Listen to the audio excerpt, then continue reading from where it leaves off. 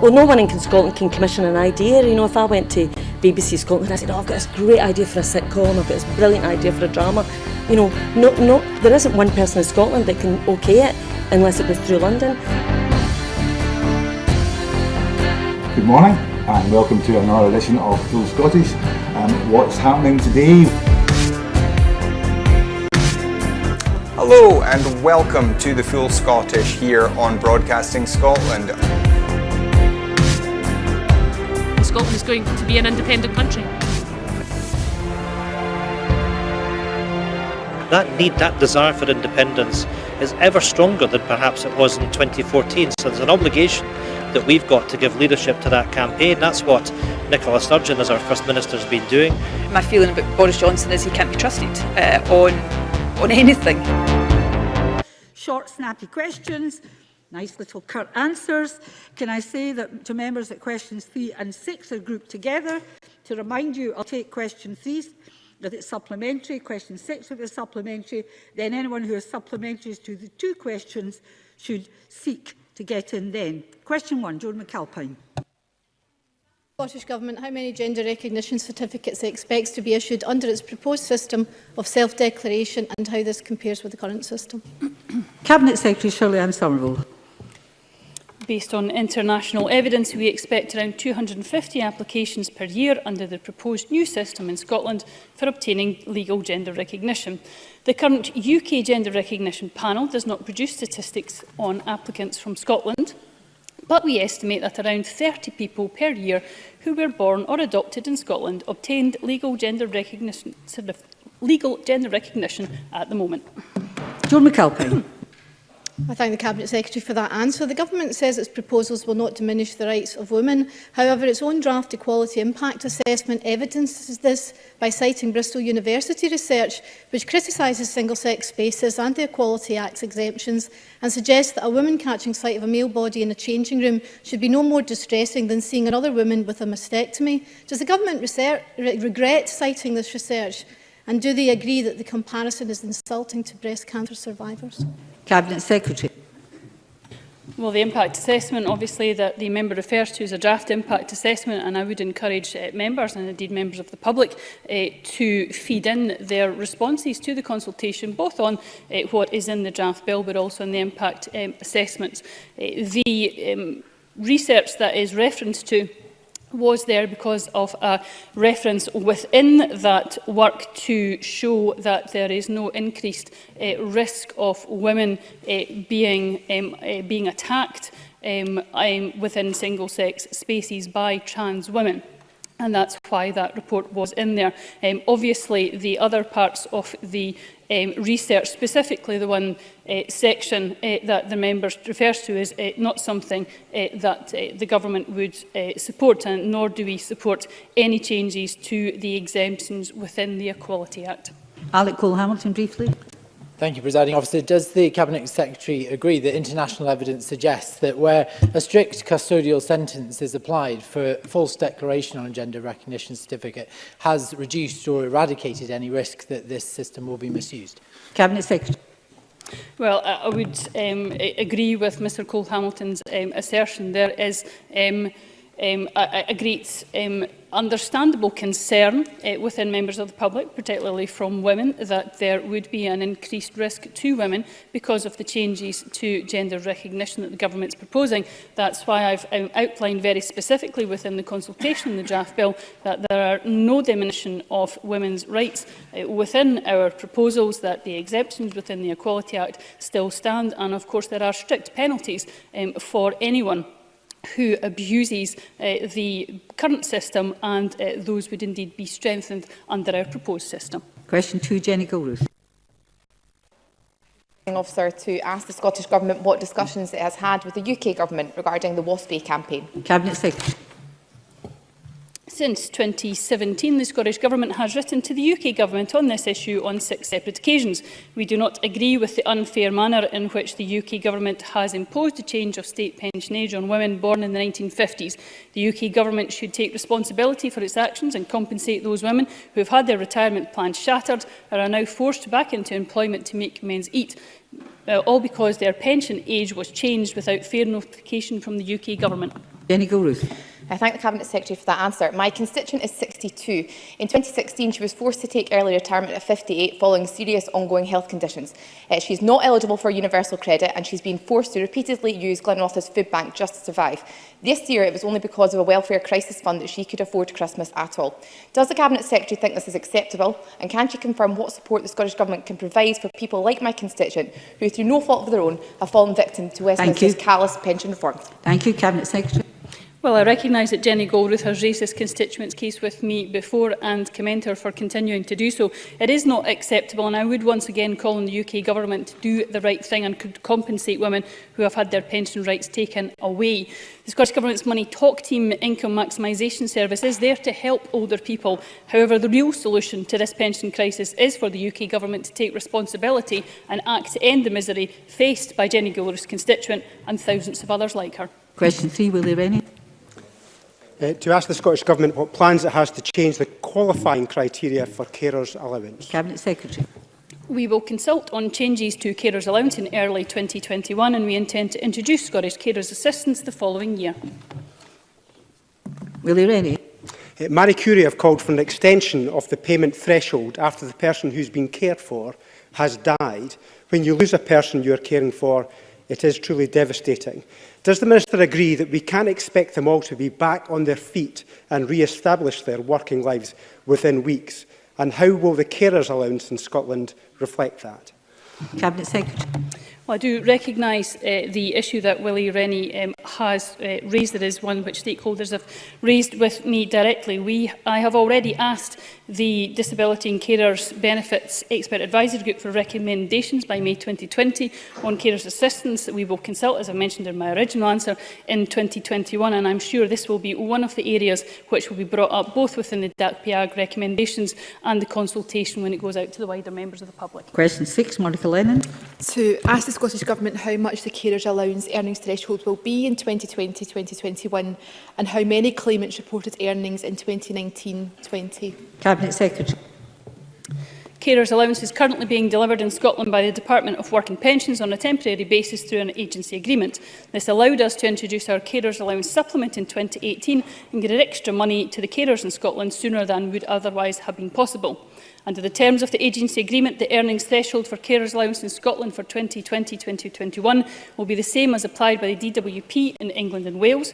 For 2020-2021, DWP have set the threshold at £108 per week, an increase from the 2019-20 threshold of £123 per week.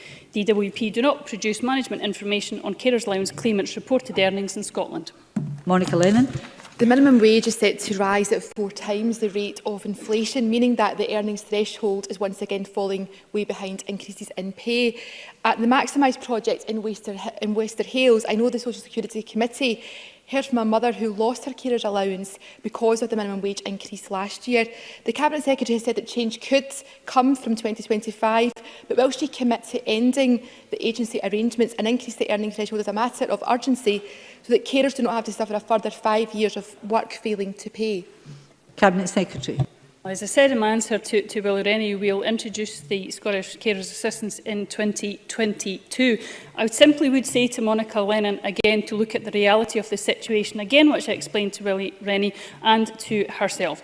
We introduced the Carers Allowance Supplement in the way that we did to ensure that money was done as quickly as possible. If Monica Lennon would like the Carers Assistance to be introduced earlier, she can perhaps tell me in writing or just now what she would like to change. Would she like to not do the Scottish Child Payment? Would she like not to do the Scottish Child Replacement for DLA or the replacement to PIP? We have a timetable for Social Security. It is full and it is something which we work very, very carefully to deliver as fast as possible. So Monica Lennon needs to deal in the reality of what we are doing and recognise the fact that the first act that we did within devolved Social Security was actually increase the amount paid to carers. And Ms Lennon is not getting another supplementary, so you'll have to deal with that out of here. I take Michelle Ballantyne, followed by Alistair Allen. Brief supplementaries, please. Thank you. The SNP made a manifesto pledge in 2016 to introduce a new national minimum fostering allowance for kinship and foster care. To date, we have seen no progress. The Fostering Network's report in 2019 on the state of foster care shows that 60% of foster carers feel the allowance doesn't meet the costs of raising a child. Does the Scottish Government still plan to introduce a national minimum fostering allowance, and by when will it be implemented? Cabinet Secretary. Well, as the Social Security representative for the Scottish Conservatives, Ms McAlpine will recognise that that's not a matter that sits within my portfolio, but I certainly will get the relevant minister to reply to her in writing. Alistair Allen. Can the Cabinet Secretary confirm that carers allowance was the lowest paid benefit by the UK Government, and can she confirm that the introduction of an additional payment by the Scottish Government means it is now above the level of job seekers allowance? Cabinet Secretary. Well, it certainly is indeed the case that the carers allowance supplement that we introduced, as I said to Mona Clennon, as our first work within the agency has ensured that the carers allowance supplement plus the carers allowance takes the money paid to carers to recognise their contribution to society to larger than that of job seekers allowance. Question 4, Ruth Maguire. To ask the Scottish Government what action it's taking to address child poverty in North Ayrshire. Cabinet Secretary. Last year, we invested £1.4 billion in support to low-income households across Scotland, including those in North Ayrshire, which includes £100 million to mitigate UK Government welfare cuts. Our Tackling Child Poverty Delivery Plan outlines how we will tackle child poverty, including plans to introduce the new Scottish Child Payment worth £10 per week for eligible households. We have also committed £22 million to parental employment support and are almost doubling funded early learning and childcare for all 3- and 4-year-olds and eligible 2-year-olds. Ruth Maguire. Thank the Cabinet Secretary for that answer. Free school meal entitlement is really helpful for parents, and in particular meals during school holidays provide valuable assistance. Can I ask the Cabinet Secretary what research the Scottish Government has undertaken into local initiatives that provide holiday meals, and how going forward the Scottish Government will support the dignified provision of food for families struggling? Cabinet Secretary. We have focused £2 million of our £3.5 million Fair Food Fund in 2019-20 on the school holidays. That funding provided to third sector organisations and local authorities is there to deliver nutritious meals and activity programmes, includes evaluation to understand the impact and to identify best practice. The Scottish Government is supporting communities to respond to food insecurity in a way that promotes dignity by taking a human rights approach to tackling food insecurity. And we will continue to focus on tackling the causes of food insecurity and are working with local authorities through the Scottish Welfare Fund to provide a safety net for vulnerable people on low incomes. Kenneth Gibson, briefly. Thank you, Presiding Officer. Does the Cabinet Secretary agree that in its valiant attempts to reduce child poverty in North Ayrshire and across Scotland, the Scottish Government is hampered by the impact of UK Government policies such as welfare reform, which has actually increased child poverty? Cabinet Secretary. Well, it is a sad fact that the UK Government is still pursuing policies which do increase child poverty. As you know, Presiding Officer, Scotland is the only UK country to have set statutory targets for reducing child poverty, and the UK Government's assault on welfare and continued benefit cuts does make it feel like we are fighting poverty with one hand tied behind our back. Question 5, Alison Harris.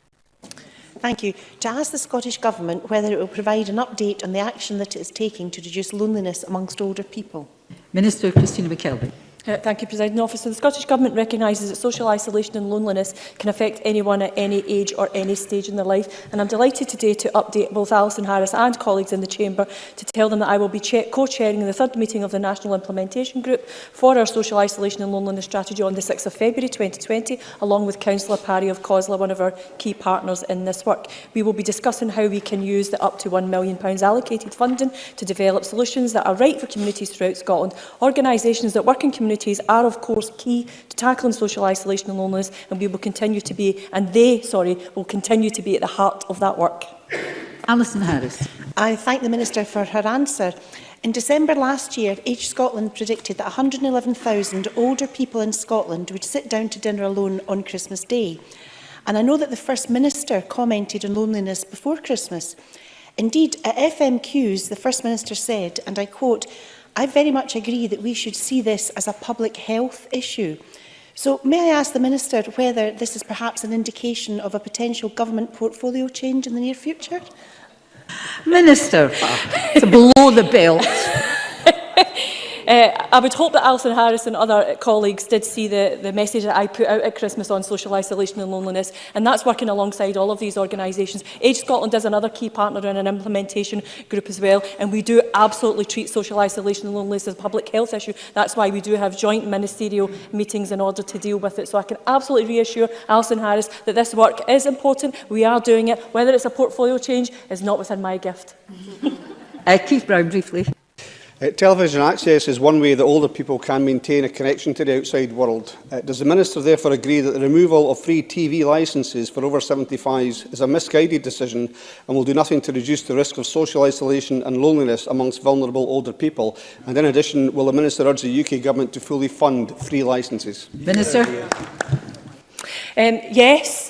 Presiding Officer, this, in my opinion, will be very detrimental to many older people across the UK. It's a clear abdication of responsibility from, I have to say, a heartless Tory government who are trying to shift what is a welfare policy onto a public broadcaster. This was a Tory government decision showing they are clearly shirking in their responsibility to support older people. The BBC's plan to introduce a means-tested waived system on pension credit has at least shone a bit of a light on this benefit and resulted in an increase in uptake. The UK government should recognise they are a new government. They are saying they're going to do things differently, but they should absolutely recognise the responsibility to fund free TV licences for our over 75s. And I would hope our colleagues and the Conservatives across the chamber themselves would, they voted in the debate before Christmas, would take that up with some of their new colleagues and their new portfolios as they move forward. Question 7, Gordon Linhart. To ask the Scottish Government what steps it is taking to ensure that there will be a functioning equivalent to the Motability Scheme in Scotland. Cabinet Secretary. The Scottish Government published details of the Accessible Vehicles and Equipment Scheme on the 4th of September 2019 and will ensure that disabled people receive the same service that they currently receive under the existing Motability Scheme. The scheme will ensure that disabled people in Scotland can lease a car, electric scooter or powered wheelchair at a heavily discounted rate without having to undergo credit checks from an accredited provider. The application process for the accreditation scheme opened on the 4th of October and closed on the 4th of November, and the Scottish Government will announce the outcome of the accreditation process in due course. Gordon Linhart. I thank the Cabinet Secretary for that answer.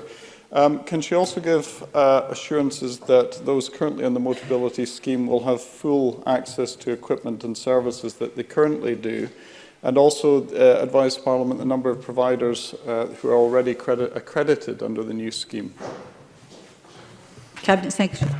Well, as I said in my original answer to Mr Lyndhurst, I will make an announcement on the outcome of the accreditation process in due course. I'm unable to give the number of organisations that would be part of that, but I am happy to absolutely give a reassurance that no one who presently has a Motability vehicle will lose out once the new scheme opens, and the Scottish Government is working with Motability to ensure that disabled people with a Motability vehicle will keep it until the end of their lease, subject to continuing, of course, to meeting the eligibility criteria of the relevant mobility component. Sandra White, very briefly, please. Thank you very much, Presiding Officer. Cabinet Secretary, Disability News Service revealed in November that more than 100,000 disabled people have lost their mobility vehicles after being reassessed by this Conservative's disability benefit reforms. Does the Minister not agree with me that he thinks it's a bit rich that the Tories bring this to the Chamber today? Cabinet Secretary. Well, Sandra White is quite right to point out that disabled people have been badly let down by the UK Government as a result of the introduction of PIP, and it is disappointing that so many disabled people have lost access to a vital scheme like Motability. We are clear that we won't be taking an austerity-led, target-driven approach, and we will deal with what matters, which is providing a good service to clients. Question 8, Daniel Johnson. To ask the Scottish Government what the maximum backdating period is for the Scottish Child Payment. Cabinet Secretary. As stated in my written answer to Mark Griffin on the 19th of December, the Scottish Child Payment Regulations will include provisions to allow Scottish ministers to make a determination without application wherein an individual has been unsuccessful in their original application as a result of a qualifying benefit or child responsibility benefit decision. In these instances where this was as a result of an incorrect decision being made on a reserve benefit and the person has since received a backdated award, the Scottish Child Payment will also be backdated to the point a person first applied for the payment. This is set out in the revised draft regulations published on the 20th of December. Daniel Johnson. I thank the Cabinet Secretary for that answer. As the Cabinet Secretary will know, under Scotland's choices, over 60,000 people have opted for fortnightly payments of universal credit, which provides greater financial security for those budgeting on low incomes. But as it stands, child payment will not be paid fortnightly. Does the Cabinet Secretary agree that it would be consistent with Scotland's choices and better meet the needs of people's lives if it was paid fortnightly? Cabinet Secretary, and briefly, please. This is certainly something which we would be happy to look at when we will be reviewing the Scottish Child Payment. I would simply say to Mr Johnson that the speed of the introduction of the Scottish Child Payment is unprecedented. That is requiring us to look at both the legislative route and the existing functionality within Social Security Scotland, but it is something which I'm happy to come back to.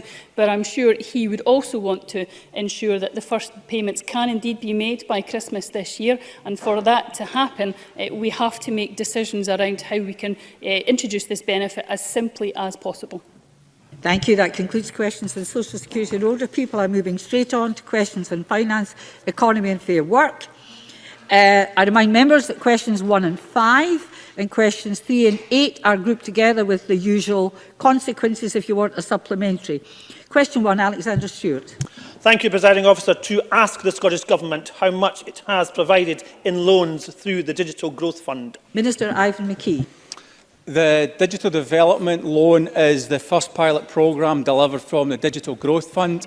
Its purpose is to provide low-cost finance to support Scotland's small and medium-sized businesses to invest in the digital technologies and skills necessary to boost growth and productivity. As of December 2019, the total amount disbursed through the Digital Development Loan is £2,142,000.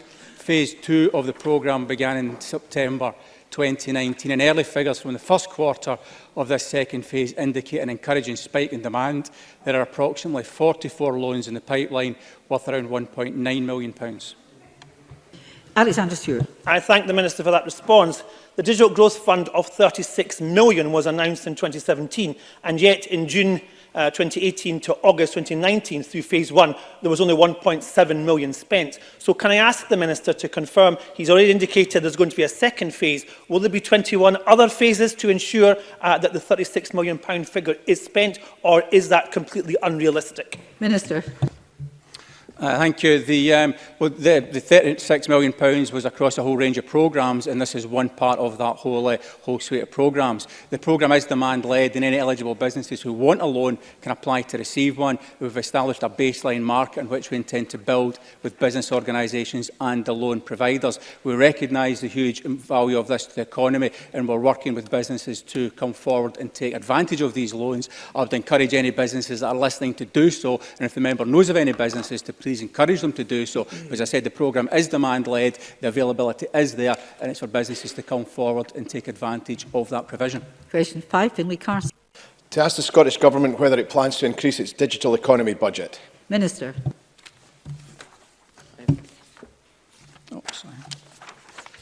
As the Cabinet Secretary for Finance, Economy and Fair Work has made clear, it's extremely difficult for the Scottish Government to confirm its spending plans in the absence of a UK budget. We continue to press the UK budget for urgent clarification. That said, we are acutely aware of the economic potential of Scotland's digital economy, and that is why we will continue to invest heavily in digital infrastructure skills and encouraging investment in digital and data-driven innovation to improve outcomes in policy areas as diverse as health, education, climate change and economic development.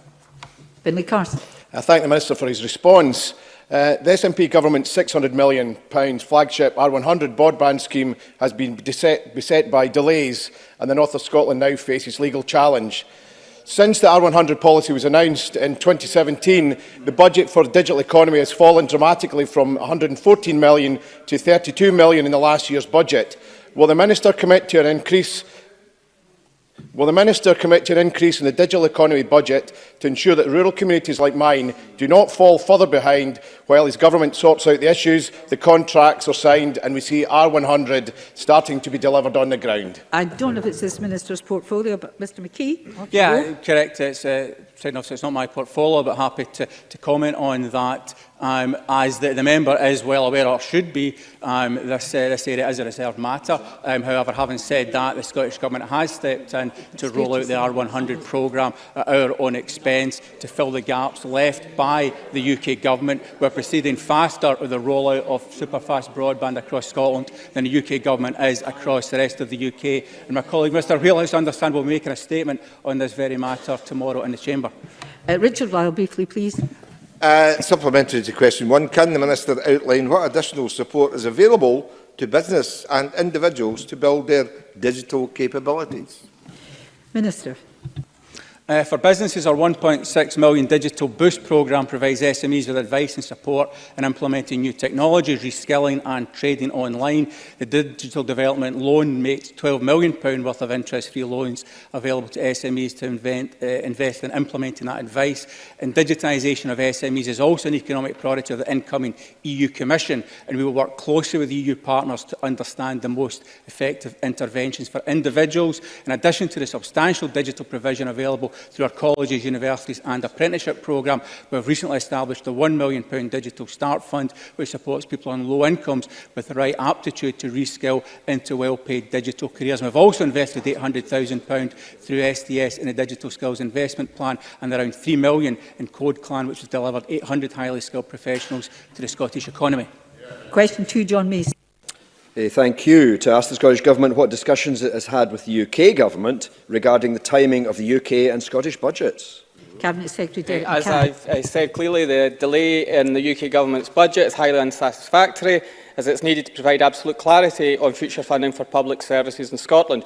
The Chancellor's announcement yesterday, without any consultation or prior notice, that the UK budget would take place on the 11th of March is astonishing, particularly when I wrote to the Chancellor on the 22nd of December, offering to discuss budget timing.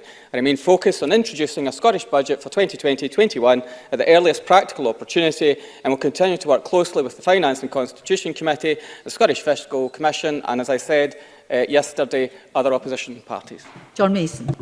Thank you, and I thank the Cabinet Secretary for his response. I think the Accounts Commission has been expressing its concerns for local government, and I would also be concerned that further down the line, the third sector often gets money from the local government and will have to wait even longer. Can you give any reassurance to both local government and the third sector?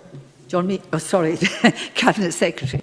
Well, first of all, the reassurance I'd want to give, as I said yesterday, I want to ensure that there's an orderly process that builds consensus and confidence in the Scottish budget, not just the process, the timing, scrutiny, the contents as well. I'll be meeting with COSLA urgently to discuss massive interest to local government and others to take forward these issues. Now, I have received a letter from the Chief Secretary to the Treasury just today. He's written to me to say, I've put detail in my letter, that is, as he notes in my letter, there are issues that I would wish to discuss in detail, and he'll welcome the chance to do so. His office will be in touch to discuss timing. I hope that's a wee bit more constructive than the appalling treatment that the Scottish Government and the people of Scotland have had from the UK Government thus far.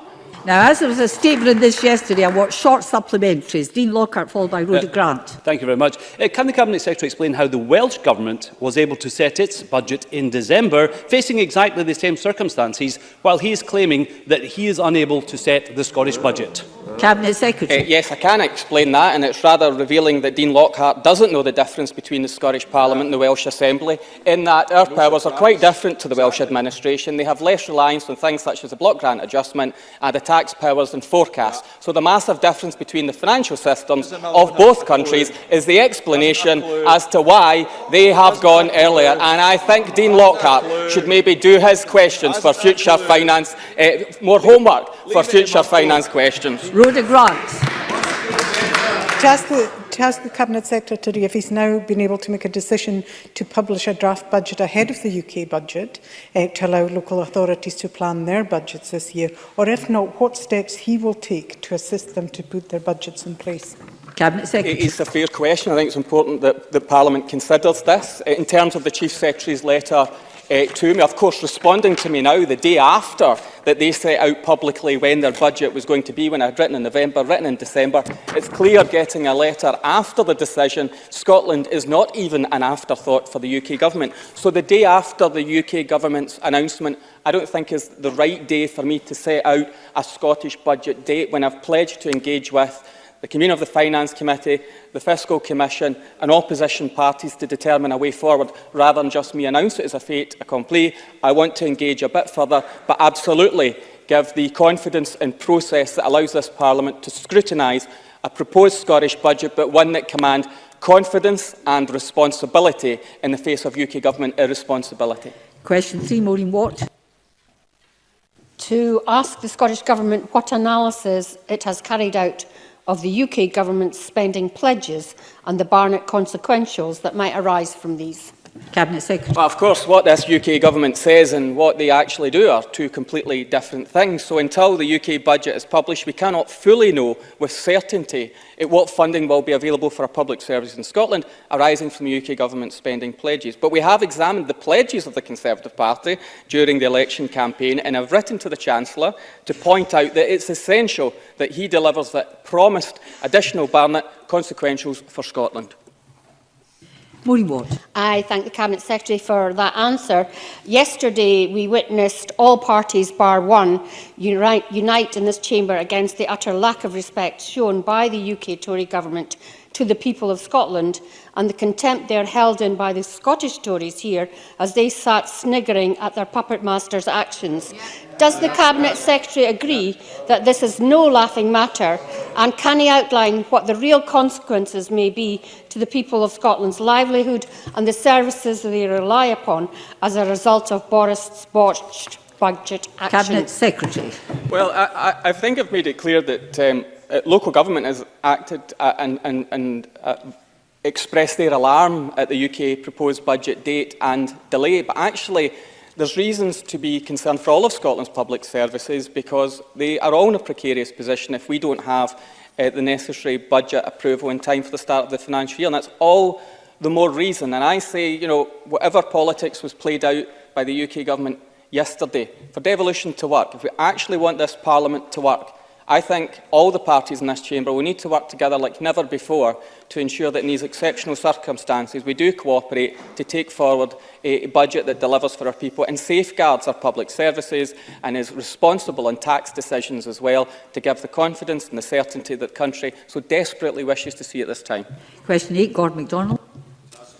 Government what discussions it has had with the UK Government regarding the timing of the block grant settlement. Cabinet Secretary. Well, as I say, I've just received correspondence from the Chief Secretary to the Treasury. I hope engagement is more fulfilling than anything I've had to date with this current government. But the block grant settlement for Scottish Government for 2020-21 is determined in part by the announcements of the UK spending round of the 4th of September and also by the UK tax announcements and the Office for Budget Responsibilities, Tax, Social Security and Economic Forecast produced for that UK budget. So without these, we do not have an absolute clarity on future funding available for public services in Scotland, but I'll continue to engage. Gordon MacDonald. I thank the Cabinet Secretary for that answer. The UK Government's decision not to deliver their budget until 11th of March leaves an incredibly short time for the Scottish budget process and could put our local services at risk.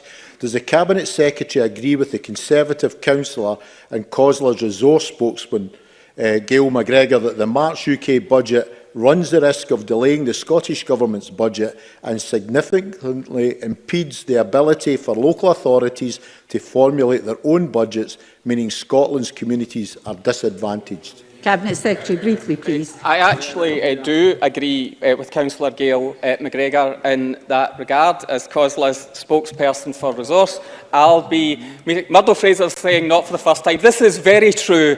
This shows the strength of positive relationship between the Scottish Government and COSLA, of course. But I'll be, as I say, I'll be meeting with COSLA to discuss these matters, to try and give local government the support that it will need to get through this process. But as I say, it isn't just local government, it's all of Scotland's public services, and therefore I will return to Parliament at the earliest possible opportunity to set out the way forward. Murdo Fraser, briefly, please. Thank you, Presiding Officer. Can the Finance Secretary commit to spending all Barnett consequentials arising from health spending in England to the NHS in Scotland? Cabinet Secretary. Well, first of all, of course, it has been that a manifesto pledge of the Scottish Government to allocate the resource Barnett consequentials on health to health in Scotland. That pledge continues, that practice has continued. That's exactly what I've done in my budgets. That's what I propose to continue to do. Question 4, Gillian Martin. Thank you, Presiding Officer. To ask the Scottish Government how transitional rates relief would be affected if business rate powers were devolved to local government. Cabinet Secretary. And now for something completely different. The Scottish Government introduced transitional relief to cap the annual increases in rates bills at 12.5% real terms until 2022, for those that were eligible, of course. That was for all but the largest hospitality across Scotland and offices in Aberdeen City and Shire.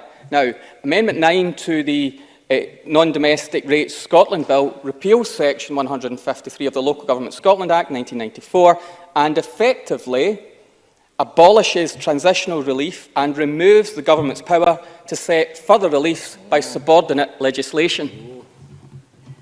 Gillian Martin.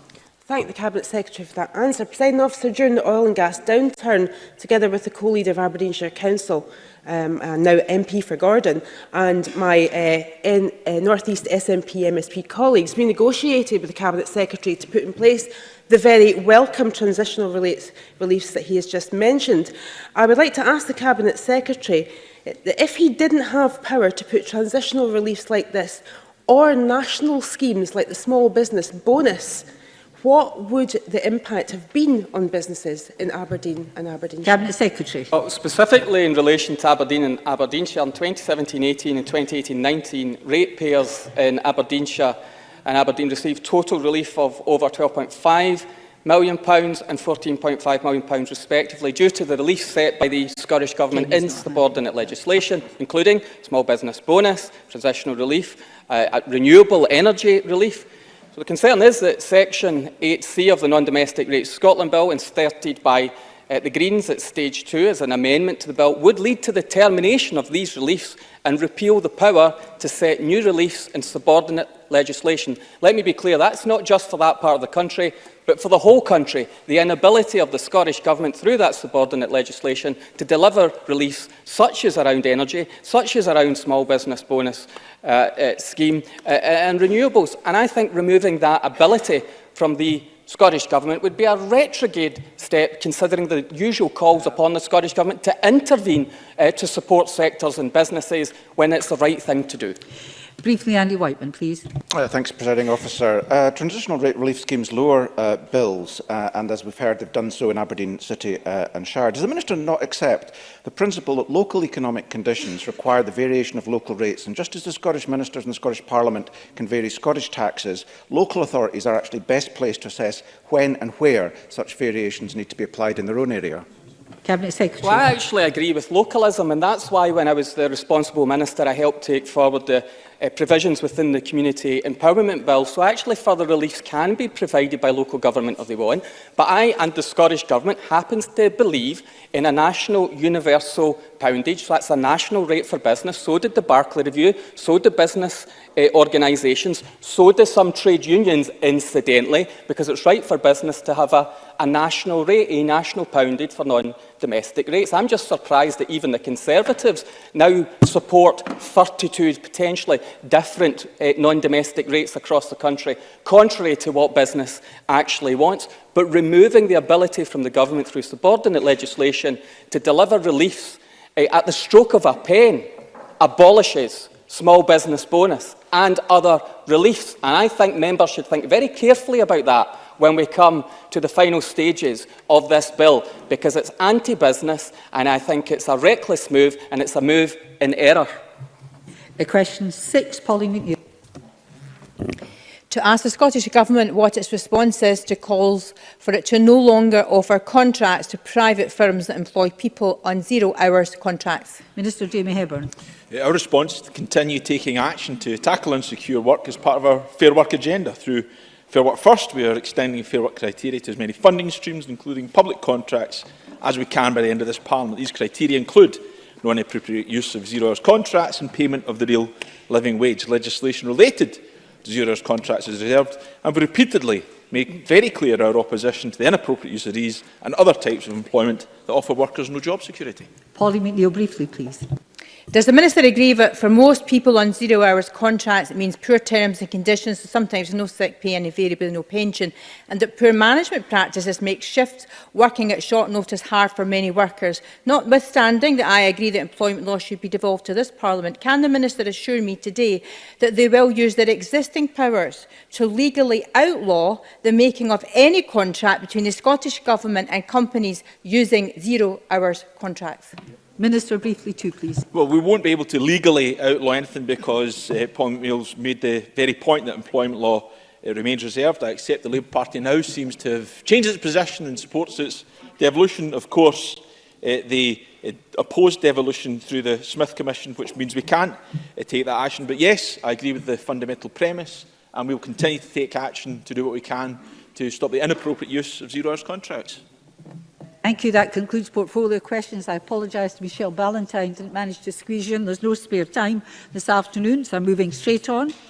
The next item of business is a statement by Kevin Stewart on short-term lets. The Minister will take questions at the end of his statement, so there should be no interventions or interruptions. And I call on Kevin Stewart. Minister, please. Thank you, Presiding Officer. I'm pleased to announce today the Scottish Government's proposals for the regulation of short-term lets in Scotland, fulfilling our programme for government commitment. We want local authorities to be empowered to balance the needs and concerns of their communities with wider economic and tourism interests. Powers to ensure a safe, quality experience for visitors whilst protecting the interests of local communities. And I've always been clear that we must develop a solution informed by the evidence and what that is right for Scottish circumstances. And we committed to taking a proportionate approach so that we focus our efforts on addressing real problems. There's been a dramatic rise in the number of short-term lets in Scotland in the last few years. A substantial part of that growth is in whole property rentals. And this has caused concern in some areas of Scotland about the impact on local communities and the availability of housing for permanent residents. But for many people in Scotland, visitors and businesses, short-term lets offer a convenient, rewarding and authentic experience. And we are delighted to welcome visitors from across the world and show them the very best of Scotland. Short-term lets are an important source of flexible and responsive accommodation for tourists and workers, particularly during peak holiday season and for large-scale events. They have helped to support the development and the growth of the tourist industry in Scotland and also bring about a variety of economic benefits to hosts, owners and local businesses. However, they also raise issues for local communities that are understandable and legitimate. In April last year, the First Minister launched our consultation. The consultation set out our understanding of the benefits and issues around short-term lets and the principles that would help guide our approach and some proposed approaches to regulation. We have held consultation events across Scotland with residents, guests, hosts, platforms, businesses and local authorities. And I heard firsthand about the benefits and the many issues around short-term letting, and we received over 1,000 consultation responses. We also commissioned research to explore the impact of short-term lets on communities and neighbourhoods in 5 very different areas across our country.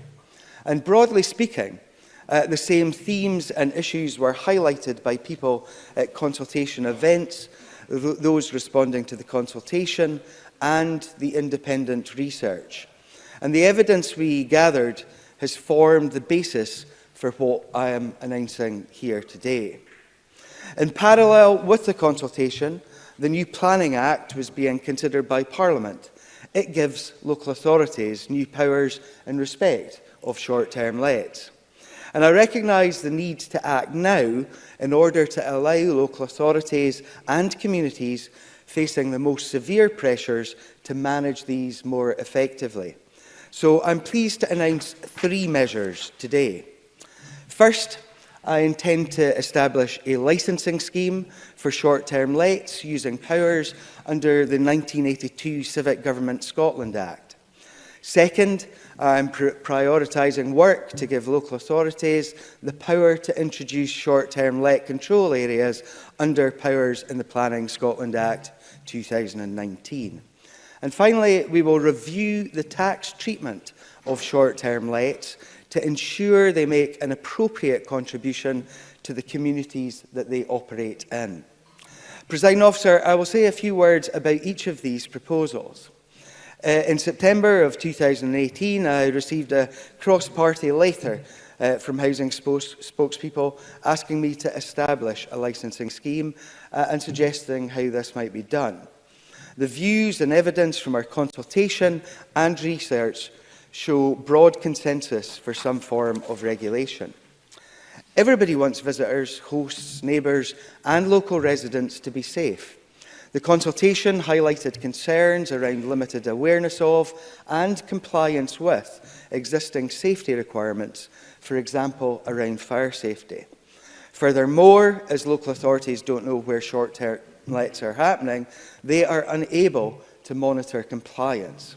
A licensing scheme will facilitate local authorities in knowing and understanding what is happening in their area, improving safety and the effective handling of complaints. And we want every local authority to ensure that every type of short-term let, whether of a whole property or sharing a room in a home, is complying with safety rules in their area. This basic safety component of the licensing scheme will be mandatory across Scotland. Separately, local authorities will have the discretion to put in place further conditions to help tackle things such as littering or overcrowding of properties. Local authorities will be able to charge a fee from providers to cover the cost of administering the licensing scheme in their area. And to supplement the licensing regime, we will introduce short-term let control areas under the powers of the Planning Scotland Act 2019. The licensing scheme will help to ensure that short-term lets are safe and don't disrupt neighbours and residents. However, in some areas, there are real concerns about the numbers of short-term lets and whether short-term letting is appropriate at all. Very high concentrations of whole property lets can affect the availability of residential housing and the character of a neighbourhood. Some types of building are, of course, not well suited to this kind of intensive use. And our research showed that short-term lets are highly concentrated, with just over half of all Airbnb listings in Scotland located in only 24 of our 354 council wards. Evidence shows indications of a shift by some landlords from the private rented sector into short-term letting. And this shift is taking place at the same time that this government is taking action to increase supply across all tenures, including our record investment of over £3.3 billion to deliver 50,000 affordable homes. Local authorities must be empowered to make sure homes are used to best effect in their areas. Local authorities will be able to designate control areas where change of use of whole properties for short-term lets will be subject to planning permission. To be clear, home sharing, that's renting a room in your own home or allowing others to stay in your own home whilst on holiday, does not take homes away from residents or cause the same issues as whole property short-term lets, and they will not be affected by the control areas. With regard to the tax treatment of short-term lets, we want to make sure that short-term lets make an appropriate contribution to local communities and support local services. We will therefore carefully and urgently consider the tax treatment of short-term lets. We want to make sure that any approach that we take with short-term lets complements the transient visitor levy, and will introduce legislation giving councils a discretionary power to charge the levy later on in this Parliament. And I believe that these measures allow us to make progress in this Parliament to address a pressing issue for some of our communities. But they will not unduly curtail the many benefits of short-term lets to hosts, visitors and the Scottish economy. We will also monitor and evaluate the impact of these changes at every stage to ensure that they are fully effective in meeting our aims and avoiding unintended consequences. I'm willing to come back in the next session with primary legislation or other interventions if we continue to see issues. We now need to develop the detail of the scheme, and I look forward to working with parliamentary colleagues and stakeholders on getting this right for communities and businesses across Scotland. We'll be consulting widely to do this with a view to laying statutory instruments in good time for them to come into force in the spring of 2021. In closing, Presiding Officer, I would like to thank colleagues across the Chamber and stakeholders who contributed to the development of these proposals. My proposals will, if approved by Parliament, give local authorities across Scotland new powers to control short-term lets appropriately. I commend these proposals, which take a robust but proportionate and fair approach to regulating short-term lets. Thank you. Thank you. I have about 20 minutes for questions. Can I ask those who wish to ask questions to press the request to speak buttons now? I've tried to get through every member, so please, nice short questions, please. Graham Simpson, followed by Sarah Boyack. Apart from Graham Simpson and Sarah Boyack, who get a little longer. Well, I'll be as brief that as I has always been the case for frontbench spokesperson. It's no special favours. And indeed, Deputy Presiding Officer, and you know I'm a master of brevity.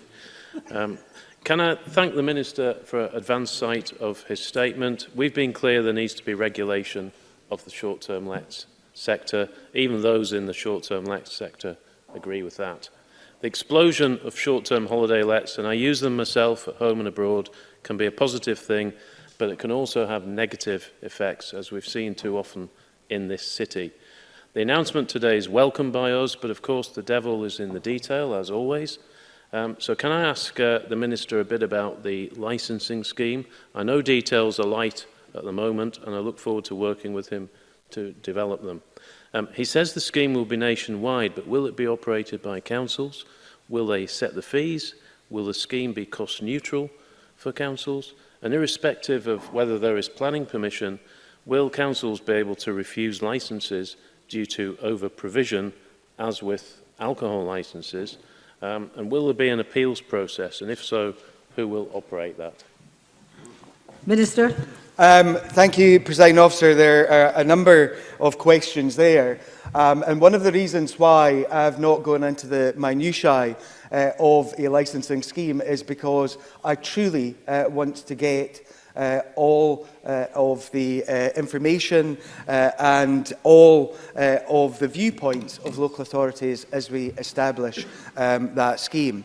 As I said in the statement, the licensing regime itself, the only part of that that will be mandatory across the whole of Scotland will be the safety aspect. And I'm sure members will understand that we must all do all that we possibly can to ensure that every single short-term let, whether that's be a shared property or a whole property, is safe for those folks who are using it. So that will be the only mandatory aspect of the licensing regime. We will allow local authorities to add other elements into that licensing regime. Some may want to add in the difficulties that there are in certain places around about littering and antisocial behaviour, and that is something that many may want to build in. Mr Simpson mentioned Edinburgh. Edinburgh is somewhat different from many other places. As I said, only 34 of the council wards in Scotland amount for over 50% of the short-term lets, and we have 324 council wards. In Edinburgh, we have 31% of the short-term lets, and I think that a combination of the licensing proposals that we will bring forward and the planning things that we'll bring forward to you will give Edinburgh the ability to manage and control short-term lets much better than they currently are. In terms of the appeals aspect that Mr Simpson mentioned too, that is something that I'm willing to have discussions around about with councils about how we deal with that aspect too. In terms of the fees, yes, I would expect councils to be able to set those fees. Those fees should be cost neutral in terms of running not only the administration of the licensing scheme, but also ensuring that there is compliance with that scheme. So I would expect councils to have the ability to set those fees in order to reach that position where there is no loss of money for them in terms of applying what is necessary to ensure that the scheme is being complied with. Now, I appreciate there was an awful lot of questions in there and that therefore it had to be a long answer, but I'd like shorter answers, please. I appreciate why it was different there. Ms Boyack. Thank you, Presiding Officer. I welcome the advanced sight of the Minister's statement today, so I thank him for that. I agree we urgently need action. Platforms like Airbnb enable owners to make the use of their properties and enable visitors and tourists to have additional options. But lack of regulation can lead to antisocial and disruptive behaviour and the loss of much needed homes. And as the Minister himself has said, there's a big issue in Edinburgh which has spiralled out of control with over 13,000 Airbnb registered listings alone. We've seen increased rent hitting tenants in the private rented sector and a loss of homes, particularly in the city centre. So we urgently need local councils to have the power to regulate locally to address the different challenges that the Minister mentioned across the country. So in welcoming the new licensing powers, can I raise concerns about the proposed control areas? They sound very much like rent pressure zones which have failed. Can the Minister clarify that local authorities have the power to control the scale and the density of short-term lets, and in particular to cap the number in their local authority areas? Secondly, on the issue of fair taxation, although it's mentioned there are no details, I agree we need to think through the implications for tourism levy, but for those who rent out multiple properties, for example, will their owners be required to pay tax, and will that tax go to the relevant local authority? And finally, it would be good to get clarity in the definition of a short-term let, given that there will be different licensing controls and that we need the appropriate planning controls as well. Thank you. Minister. I thank Ms Boyack for her question, and I noticed that in an interview that she gave to the Edinburgh Evening News a while back, she said that as a capital city, Edinburgh has got a tourist industry, and it's not about choosing between the two. It's about getting a balance right between short-term letting, tourism, and ensuring that we have the right housing for people. And this is what this approach will do. I think she asked questions around about local authority control. Yes, local authorities will have control in terms of setting these areas. I think that they are the ones who are in the know around about what is going on in their places. Beyond that, she asked about taxation.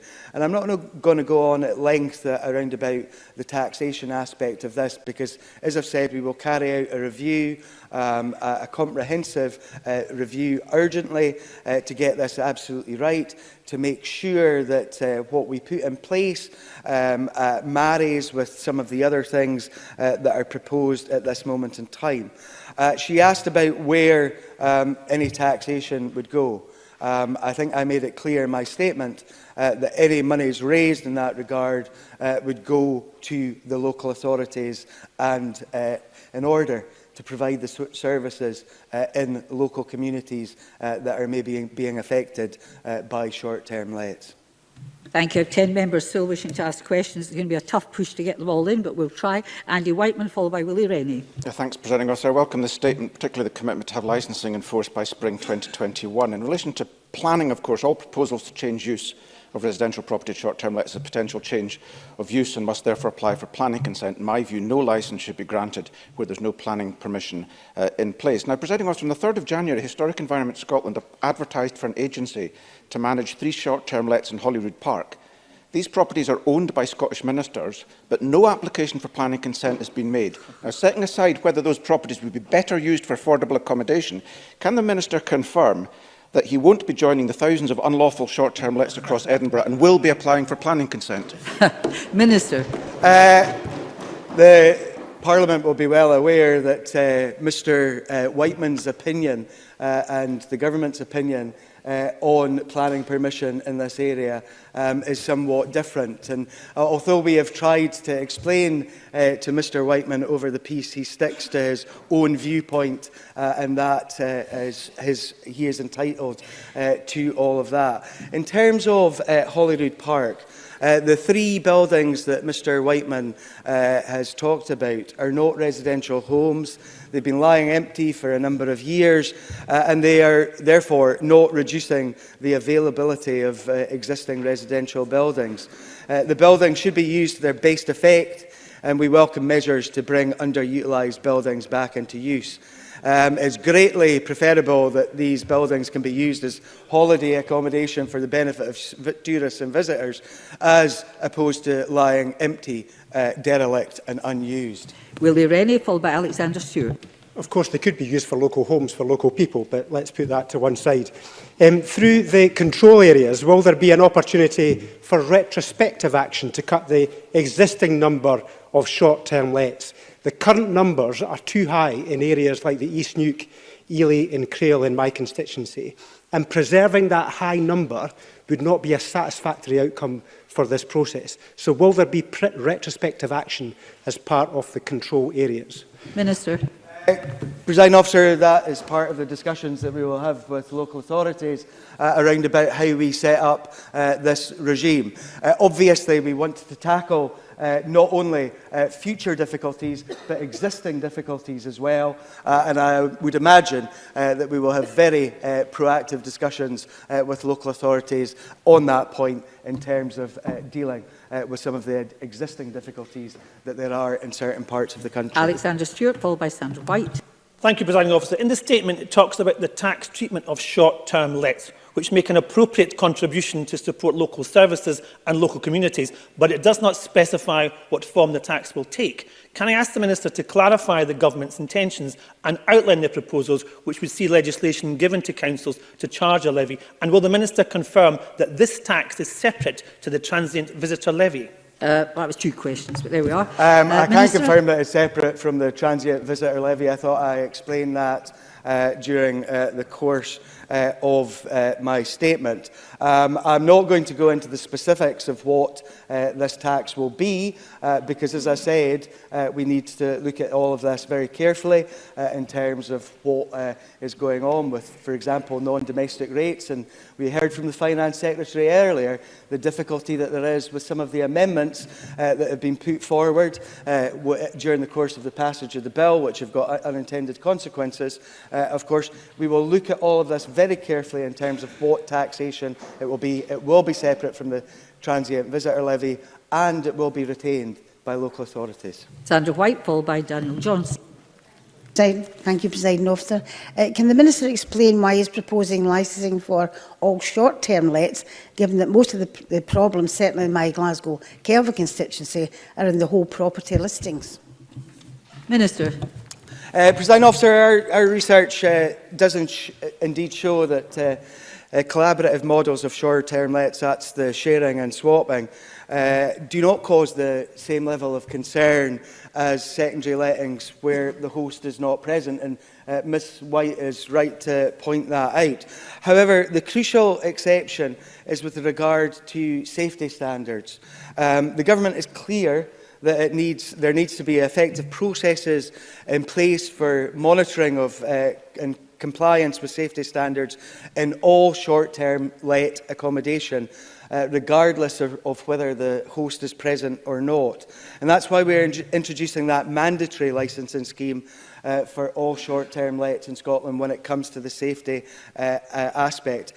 Local authorities, councils will also have that discretion that I mentioned to impose additional conditions in response to local circumstances. Daniel Johnson, followed by Stuart McMillan. One criticism of the HMO regime is that once granted, they are seldom withdrawn. So will the Minister confirm that the control areas will give local authorities the ability to withdraw licences once granted? Because ultimately, if you're going to control the number and density, these licences must be capable of being withdrawn. Minister. I think Mr Johnson is mixing up the licensing and the planning aspect of this by mentioning control areas there. In terms of the licensing aspect, having been a local councillor myself for many years, I think that councils should have the ability to withdraw licences where folks are not complying with what they have been asked to do in terms of gaining that licence in the first place. So yes, my expectation would be that if folk are not complying with the conditions of the licence, that local authorities would withdraw that licence from those folks who are not fulfilling the obligations that they signed up to. Stuart McMillan, followed by Maureen Watt. Thank you, Presiding Officer. Does the Minister agree that it's absolutely necessary to balance protecting communities from any issues that short-term lets can cause with economic benefits that they can provide, so as to avoid disadvantaging those areas where short-term lets are not as great a concern as where the economic benefits may outweigh any other issues? Minister. Presiding Officer, yes, I do agree with Mr McMillan, and that's why it's important that local authorities will have the choice of whether or not to introduce short-term let control areas for all or part of their council areas. Similarly, local authorities will be given discretion to impose those additional conditions beyond those mandatory safety requirements as part of the licensing schemes. And I'm sure that local authorities will use this discretion wisely and in line with the needs of their communities. Maureen Watt, followed by Maureen Watt, followed by Jeremy Balfour.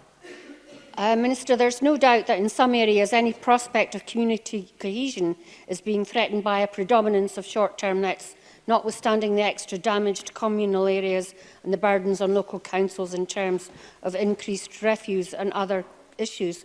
So I very much welcome the statement. As the Scottish Government reviews short-term lets taxation, is there any scope to consider the level of council tax being paid by different types of owners, such as those using their property for short-term lets as opposed to owner-occupiers? Minister. I thank Ms Watt for her question. I know that she has been active in this, as many have. The points that Ms Watt has raised there echo some of the responses that there have been to our consultation. And as I said in my statement, I'm pleased to confirm that we will carefully and urgently consider the tax treatment of short-term lets, taking on board the comments made by Ms Watt and many others during the course of the consultation. Jeremy Balfour, followed by Alistair Allen. Thank you, Deputy President Officer. Could I just seek clarification from the Minister? If you have a short-term let, will you then be liable for a licence fee, a new tax, and the possibility of a tax on tourists set by the local council? And is that going to work in areas where there's not an abundance of short-term lets, in more rural areas? Minister. As I said to Mr Simpson and others previously, what we're putting in here is flexibility. Flexibility to allow those places where there are real pressures to be able to deal with those pressures through planning in terms of the areas, in terms of licensing, and they will decide themselves what licensing they will have apart from the mandatory safety scenario. So here in Edinburgh, I would imagine that the Council will look to an expanded licensing regime to deal with the difficulties that are faced here. That may not be the case in other local authorities who do not have those same pressures. And in terms of the taxation aspect, what I have said is quite clearly that there will be the taxation brought in here. We will review urgently how we will do all of this, and that monies will remain locally so that they can be spent on local services to counter some of the difficulties that communities have faced in terms of some of the short-term lets. And finally, it is separate, as I've said a number of times now, from the transient visitor levy, that we actually need to look at all of this and marry all of this up to get it absolutely right. Alistair Allen. In parts of my own constituency, particularly those becoming very popular for holiday homes, there is clearly a need for further regulation to ensure that some of those communities do survive as communities. What will be done to ensure that local authorities have powers to tackle these issues in varying ways on a village-by-village basis? Minister. Presiding Officer, our research shows that there is great regional variation, including within local authority areas themselves. And that's why giving local authorities the power to supplement the mandatory licensing scheme with the additional requirements and conditions, that can help address local concerns.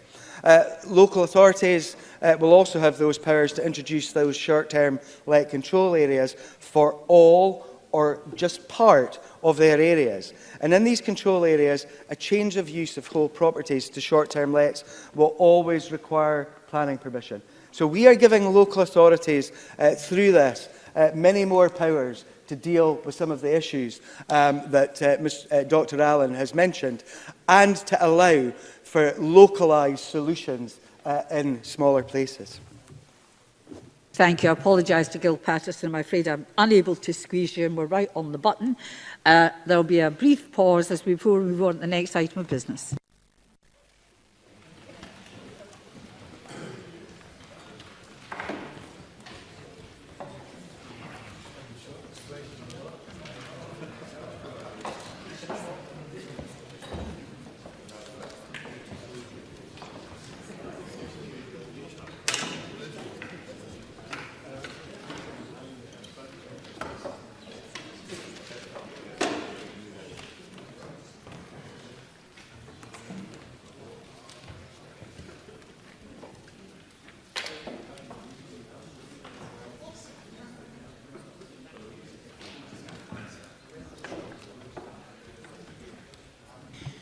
The next item of business is debate on motion 20318 in the name of Michael Russell on European Union Withdrawal Agreement Bill. Would those members who wish to speak in the debate press the request to speak buttons now, please? And can I tell you that time is tight in this debate, so I don't have the capacity to give extra time for interventions. I call on Michael Russell to speak to and move the motion for up to 12 minutes. Please, Cabinet Secretary. Thank you, Presiding Officer. Can I first of all thank both the Finance and Constitution Committee and the Delegated Powers and Law Reform Committee for their speedy work on this LCM, which has been necessitated by the timetable set at Westminster and the Scottish Government's desire to ensure that the House of Commons is aware of the Scottish Parliament's view of this bill prior to the conclusion of its stages in that chamber. I note the report from the Finance and Constitution Committee, which has just come to hand, and the conclusion of that report, which is that the committee recommends that the Scottish Parliament does not consent to the European Union Withdrawal Agreement Bill, a conclusion dissented from by Adam Tompkins, Murdo Fraser and Alexander Burnett. I also note the other issues raised, including a request by the committee that both governments, the UK Government and the Scottish Government, give their views on the changes that are required to the Seoul Convention. I'm very happy to do so. I've done so repeatedly to UK ministers. They have never come back to me on that matter, so it will be illuminating to know if there is a view from the UK Government and how it could be taken forward. I also note the observations of the DPLR Committee with regard to the issues of scrutiny, the exercise of joint powers, the programming of secondary and other Brexit legislation, the ability of UK ministers to legislate in devolved areas, and the use of the affirmative procedure. I'll respond to each of those issues in more detail in writing, but I'm in broad agreement with the committee on all of these matters and keen to work with them to ensure there is effective scrutiny. To that end, there is discussion underway about a new protocol between the Scottish Government and the Scottish Parliament, and I hope the UK Government, even at this late stage, will recognise the need to be part of that process. Presiding Officer, last month Boris Johnson and his Conservative Party suffered a heavy defeat in Scotland. The Tories lost more than half their MPs. They now have barely 10% of Scottish Westminster seats. Their Brexit plans were roundly rejected by the people of Scotland. Indeed, around 75% of voters in Scotland supported parties who either want to remain in the EU or support a second EU referendum. Moreover, that result followed on the EU referendum in 2016, the UK election in 2017 and the European election last year, all of which sent that unambiguous message. Scotland wants to remain in the European Union. That message has been relayed time and time again. That message to the Prime Minister is clear today, as it was yesterday, and will be tomorrow. Let me put it this way, Prime Minister, we said no to Brexit, and we mean it. But, Presiding Officer, the Prime Minister is not listening to the Scottish people, just as his party in Scotland, as we hear, is not listening. Because in 3 weeks' time, it is virtually certain that Scotland will be taken out of the European Union against our will. And we will, each of us, be forcibly stripped of our European citizenship against our specific wishes. That is an intolerable situation. And this Parliament, as the voice of Scotland, must say so. So at the outset of this debate this afternoon, I urge this Parliament, all of this Parliament, to refuse consent to the Withdrawal Agreement Bill, and in so doing to say we do not consent to being forced out of the EU. Presiding Officer, the European Union is founded on values: democracy, equality, human dignity, respect for human rights, and the rule of law. It has rolled back barriers to travel, to work, to study and trade across our continent. It has eased the movement of goods and workers, allowed the integration of supply chains, and set standards of protection for the environment and workers' rights. Perhaps above all, it has been the guarantor of peace and prosperity across Europe for over 5 decades. Why should we consent to a process that removes Scotland from this project, strips people in Scotland of their rights, and that will cost jobs and living standards, all against our will? This is a sad moment in the history of Scotland and the United Kingdom. A moment at odds with the outward-looking and internationalist values so many of us, right across the UK, hold dear. The Withdrawal Agreement Bill is a vehicle for implementing in domestic law this disastrous process.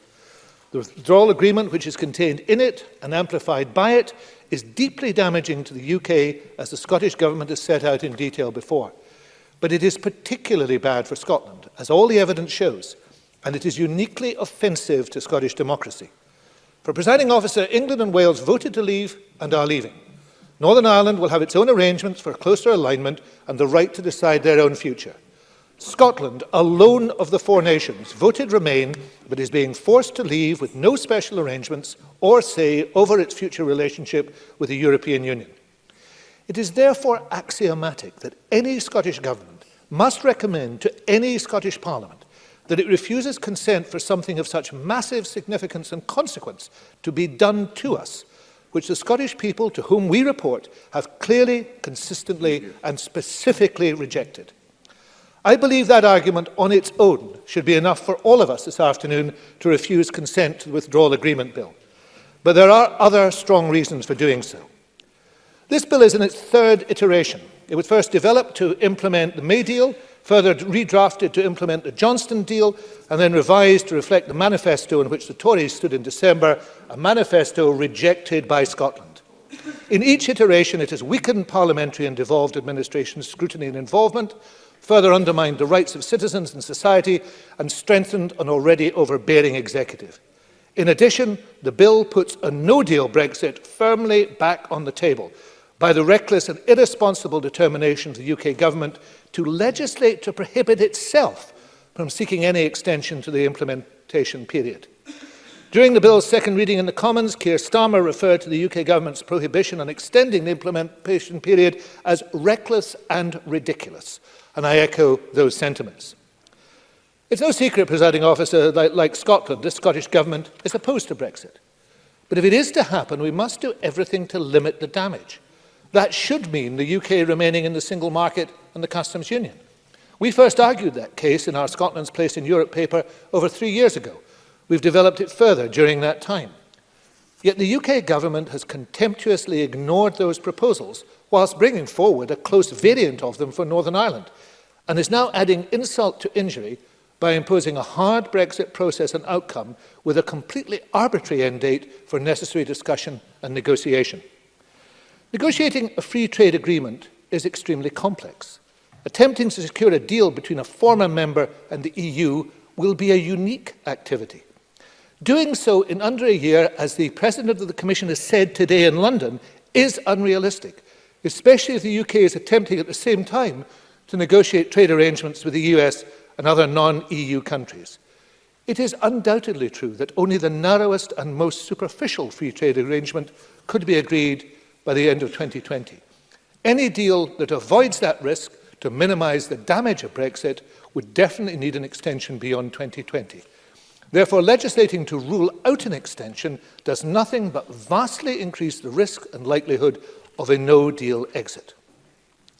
The current bill also removes previous provisions safeguarding workers' rights, replaced instead by a potential, though only promised and never seen by anyone, new separate bill. The same weak undertaking is attached to the removal of environmental protections. The Scottish Government has no confidence that the UK Government will maintain existing protections in any area, let alone strengthen them. Why would we believe that people who have spent their entire political lives decrying the high standards agreed in Europe would now lift a finger to maintain them? Of course they won't. They want them gone, usually because they can workers highly vulnerable to a deterioration in their conditions. But there is, amazingly, a group of people treated even more appallingly by this bill. Those are unaccompanied children seeking asylum. These are amongst the most vulnerable people in the world. Children who have been separated from their parents or any other adult familiar to them. Children who have witnessed horrors we cannot fathom. It is therefore extraordinary, almost inexplicable in its inhumanity, that the UK Government plans to remove and negotiate arrangements to conform with the Dublin III regulation from the EU Withdrawal Act in 2018. That means that the UK Government would no longer be bound to negotiate appropriate agreements with the EU on unifying families and supporting vulnerable children. Instead, the UK Government will merely make a statement of policy towards these children within 2 months. That is not a commitment of any sort. It will not help a single child or stop a single tragedy. How can that be defended by any elected member in this chamber or in any other? Presiding Officer, as I conclude, let me touch briefly on wider migration issues. Scotland's Parliament has a duty to protect the rights and well-being of those EU citizens who have chosen to make Scotland their home. In addition, it's in our interest to continue to attract people from across the EU to visit, study, work and live here in the future. Freedom of movement isn't a burden for Scotland, it's a boon. Its ending is not something we should celebrate, it's something we should condemn. As this Parliament has already agreed, the UK Government should not be making EU citizens apply to maintain rights they already have. They should implement in UK law the commitments made to protect EU citizens' rights in the UK as set out in the withdrawal agreement without precondition or unnecessary bureaucracy. There is no reason to tie this agreement to the rest of the deal. While we recognise there is no guarantee the EU would similarly ring-fence UK citizens' rights from the withdrawal agreement, that should not stop the UK Government doing the right thing here and now. Nonetheless, I strongly urge EU nationals to apply for and get settled status. I dislike the scheme as much as they do. I'm angry that the UK Government have implemented it and last night would not in the House of Commons even accept its many flaws. I want to do more to protect EU nationals who live here and encourage more to come here. But this Government can at present only do so by ensuring that the law is observed. The first step, therefore, is to make sure that each citizen has the right to be here according to the law as it now is. We will stand alongside every EU national who has done so, who has that status, and we will protect them in every way we are currently able, while seeking more powers to do so like a normal nation. Presiding Officer, the Withdrawal Agreement Bill is one of the most important pieces of legislation ever considered by the UK Parliament, by this Parliament, and by the National Assembly for Wales. It will involve a fundamental adjustment to the Constitution and has far-reaching implications for everyone, not only on these islands, but across our continent. We cannot approve it because it goes contrary to the wishes of the majority of the people of Scotland. We cannot approve it because there has been no attempt by the UK to involve us in any sort of mutually agreeable process. Indeed, the reverse has been the case for the last 3.5 years. And we cannot approve it because it alters and diminishes the basic rights of so many, including some of our most vulnerable fellow human beings. Presiding Scotland, everyone's views in Scotland are equally valid, those who voted Remain and those who voted to leave, but we have a duty to respect the clear and consistent majority opposition in Scotland to leaving the European Union. This was a bad decision, but we did not take it. This is a bad bill, and we should not approve it. And many of us now recognise that we live under a bad constitutional settlement, which the people of Scotland and no one else have the right to change. But no matter your view on that, today this Parliament has a clear duty to express its opposition both to Brexit and to the approach the bill takes to Brexit. This government therefore has no hesitation in recommending that the Parliament explicitly rejects the request for consent to the European Union Withdrawal Agreement Bill, and I move the motion in my name.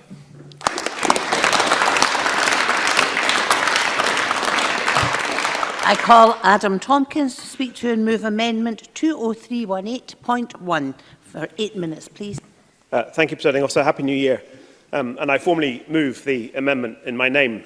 Here we are again, enduring yet another SNP debate about Brexit. It's also last decade, don't you think? Yeah, okay. Because the last decade ended with something of a triumph, didn't it? No, I'm not referring to the old firm, magnificent though that was. I mean the general election last month, which resulted in a Conservative majority in the House of Commons of 80. With each and every one of our 365 Conservative MPs pledged to support the Prime Minister's withdrawal agreement and this bill, the European Union Withdrawal Agreement Bill, that will give effect to it. The bill will pass. The withdrawal agreement will take effect. And this United Kingdom will at last leave the European Union at the end of this month. Finally, Presiding Officer, it will all be over. Brexit will be sorted because a majority Conservative government, sounds good, doesn't it? A majority Conservative government will deliver and give effect to the decision that the British people made more than 3 long years ago, that we should leave. Those, Presiding Officer, are the facts, and all the rest is just noise. Mr. Russell, in his opening remarks, made a lot of noise about the content of the withdrawal agreement and the content of the bill, but none of it matters, Presiding Officer. His objection is not to what the withdrawal agreement and the bill say. His objection is to their very being, their very existence. It wouldn't matter what the terms of exit are, he'd still invent a grievance and object. He gives the game away in his own legislative consent memorandum, paragraph 5 of which says this: there is no democratic mandate for withdrawal from the EU in Scotland, and therefore the Scottish Government cannot support a bill that implements the exit of Scotland as part of the UK from the EU. There we have it. No legislation of any sort. Indeed. Indeed. Well done. Mind what you wish for. No legislation of any sort, regardless of what it said, irrespective of its contents, whatever the actual terms of Brexit, could ever be supported by this nationalist administration, because they just don't like it. They don't like it because they know that it will make their already threadbare and rejected case for independence, once we're out of the European Union, all the more unattractive. For independence out of the European Union will mean customs checks at Gretna. It will mean a border at Berwick. Compliance with the Maastricht convergence criteria means austerity on steroids, fiscal controls imposed by the Germans, spending cuts that would make even the Greeks' eyes water, and a legal requirement to take steps to join the euro. Unsellable. Worse, Presiding Officer, worse, the Scottish ministers have the audacity to dress up their belligerent opposition to Brexit in the garb of democratic mandate. So let's just explore this idea for a few moments, shall we? We are leaving the European Union for one reason and one reason only. The British people decided that we should leave in a lawful referendum in 2016, the biggest single democratic act in the United Kingdom's history. And that referendum took place under the authority of an act of the United Kingdom Parliament, passed the previous year, which was supported in the House of Commons by opposition and government alike. And why did this apply to Scotland? as well as to the rest of the United Kingdom, because over 2 million Scots had the year before that, in 2014, voted against the SNP's ruinous fantasy of independence economics to continue as part of the United Kingdom. This too was a decision taken in a referendum triggered by legislation that had enjoyed strong cross-party support. Could you hold on a moment, please, Mr Tompkins? I think we've had enough shouting and enough noise. Could we just let Mr Tompkins get on with it? Adam Tompkins. Now that, presiding officer, is a democratic mandate, a lawful, fair and democratic decision to leave that binds Scotland every bit as much as it binds every other part of the United Kingdom because of 2 referendums supported by 2 acts of 2 different parliaments. Yet it is a democratic mandate which the SNP has sought every single day since June 2016 to deny and to undermine. We have also heard a lot of noise from Mr Russell about Westminster somehow ignoring the will of the Scottish Parliament in breach of the Sewell Convention and other misunderstood rules of the UK Constitution. Quite frankly, presiding officer, I think we've all had more than enough of that nonsense. This legislation before us today,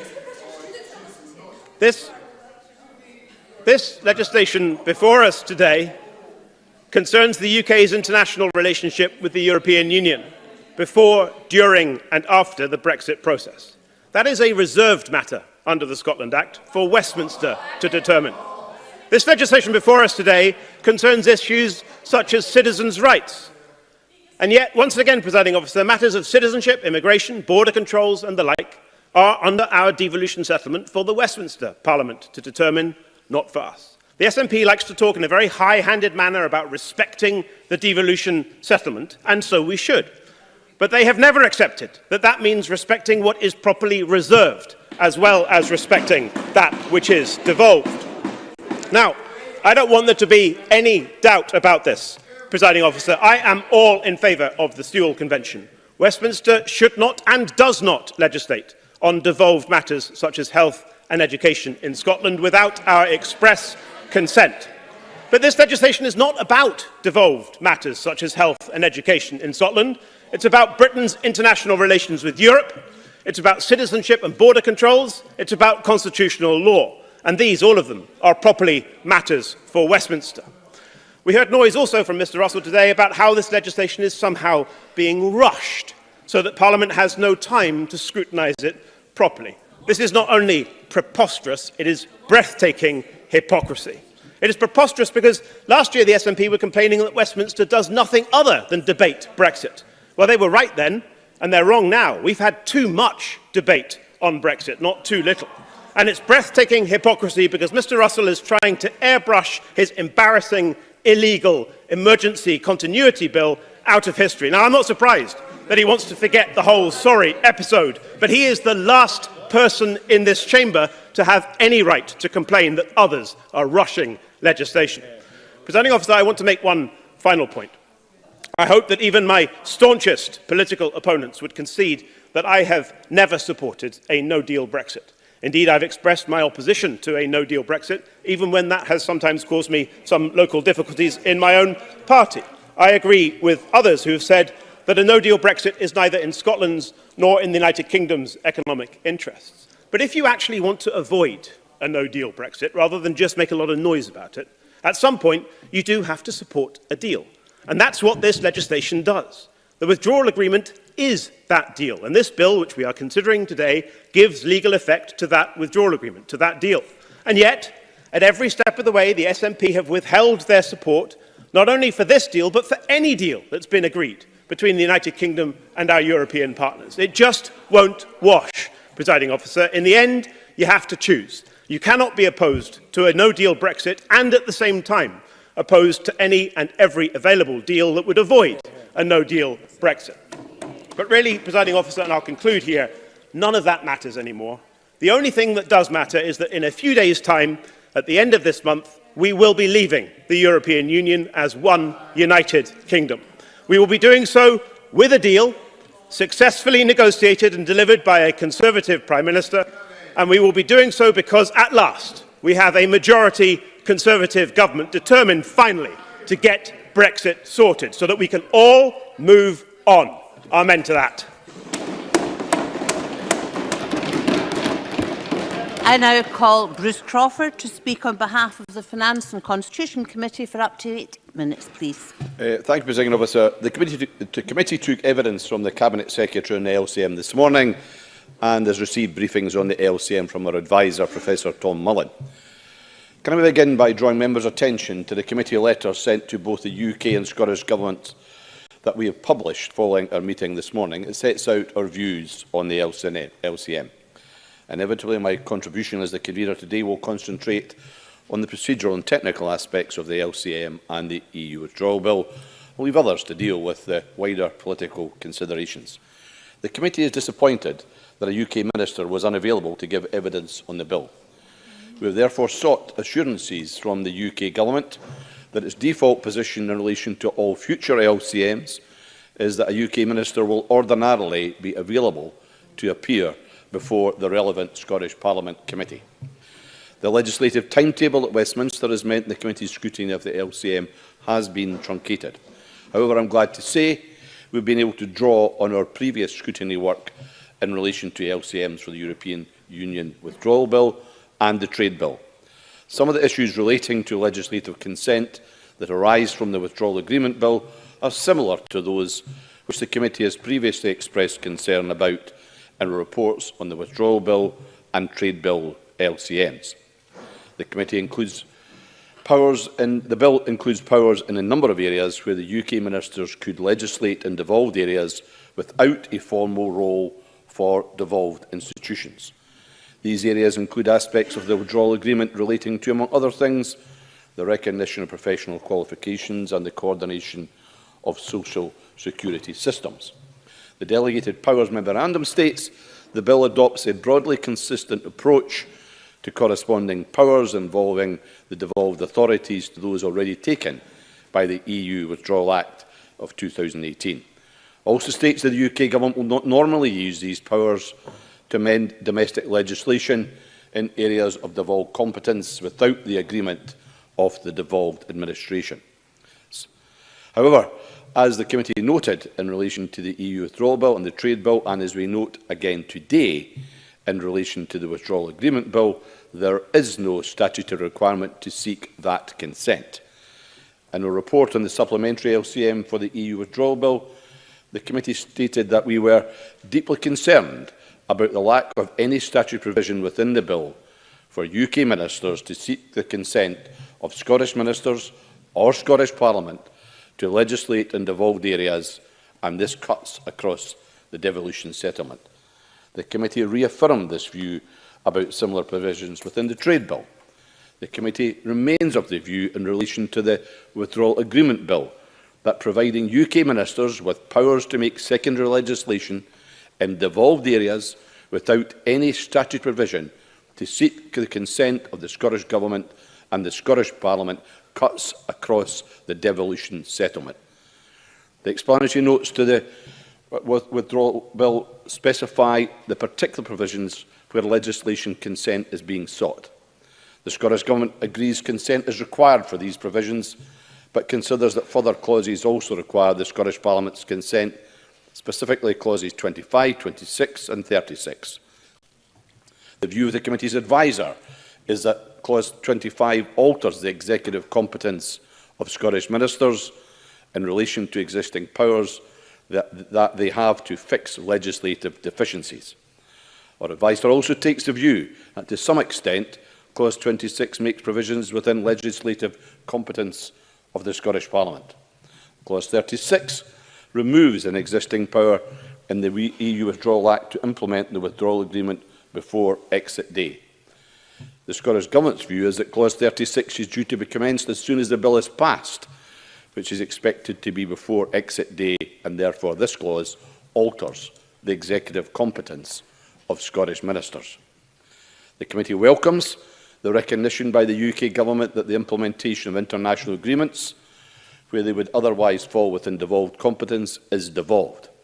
In its letter, the committee therefore invites the UK Government to explain why clauses 25, 26 and 36 have been included in the list of provisions in the bill requiring legislative consent.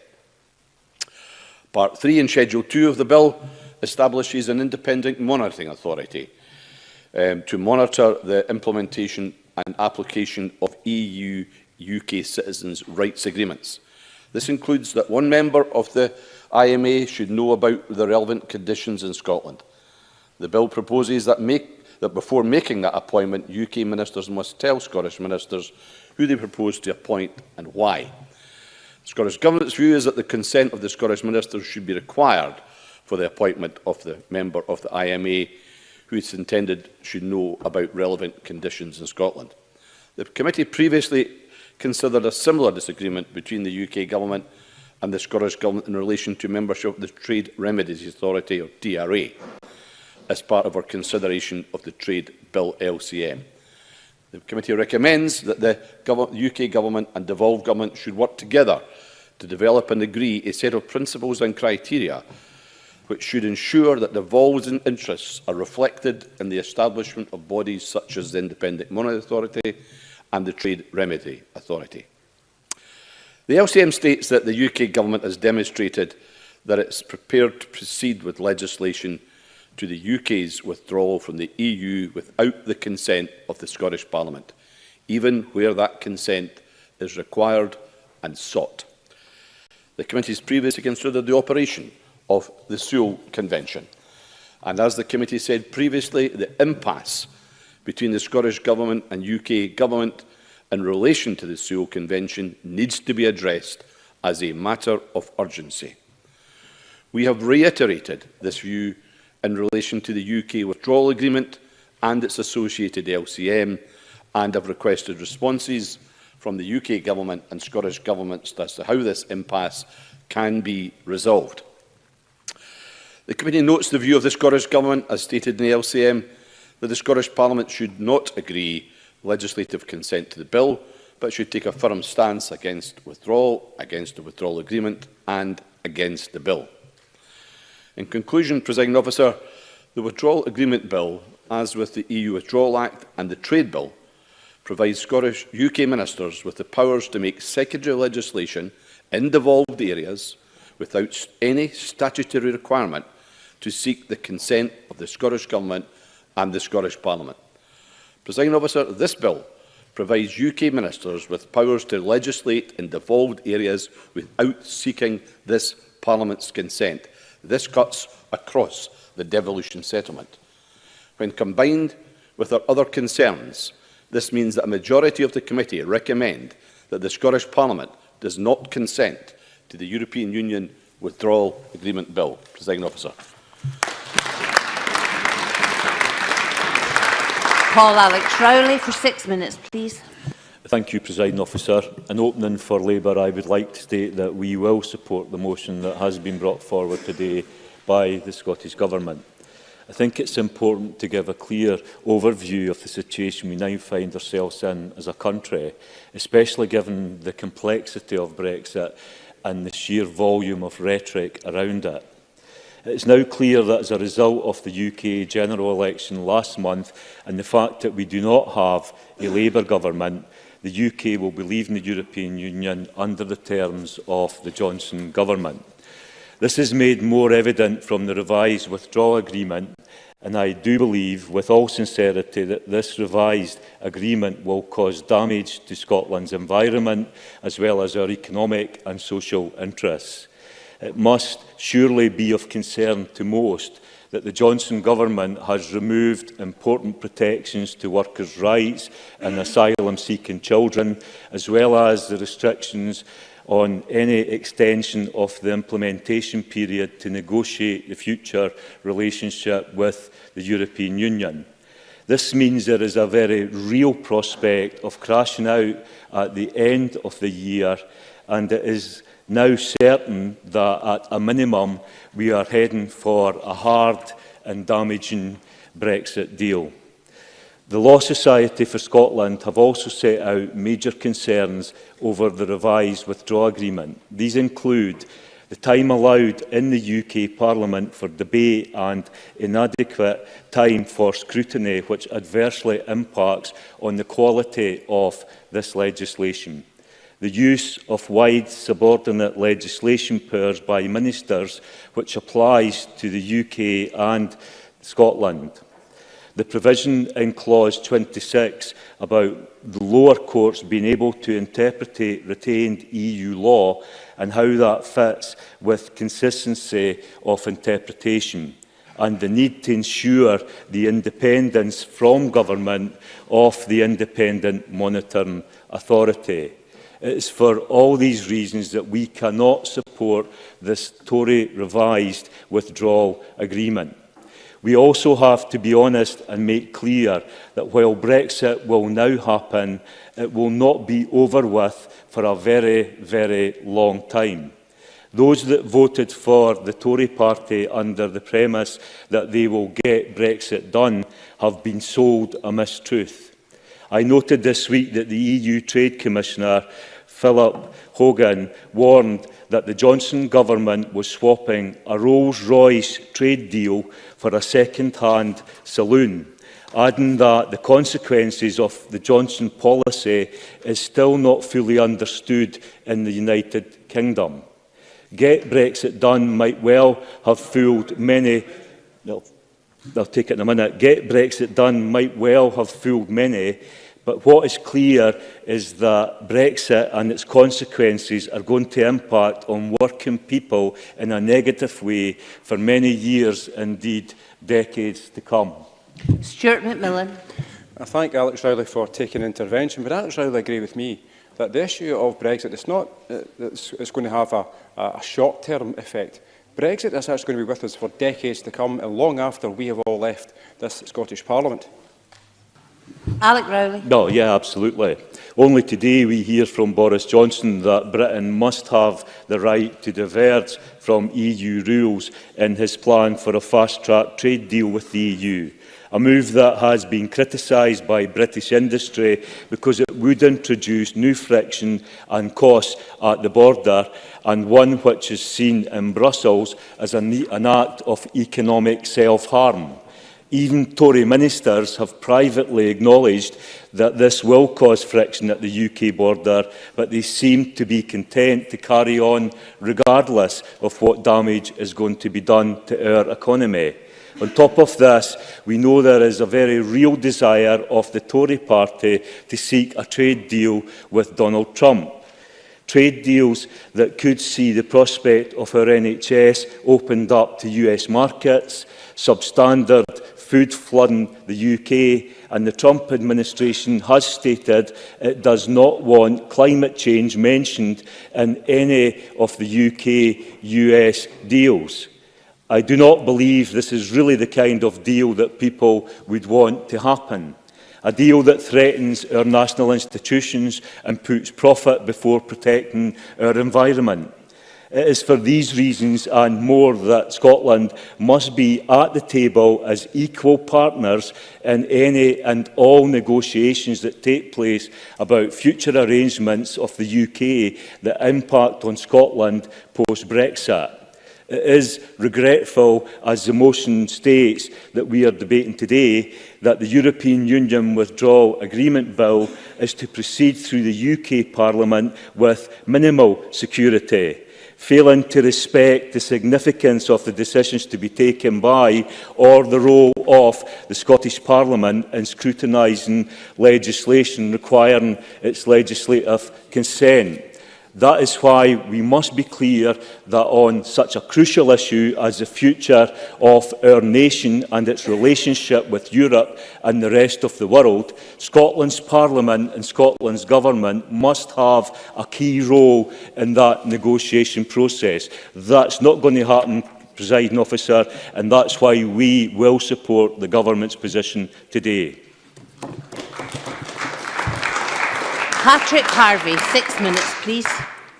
When the history of this dismal period in UK history comes to be written, this whole Brexit saga will no doubt be described as a tragedy in which a combination of the hard right and political spivs and opportunists who believe in nothing but their own entitlement to power managed to hack the democratic process to suit their own short-term interests at the expense of the whole UK and the European Union.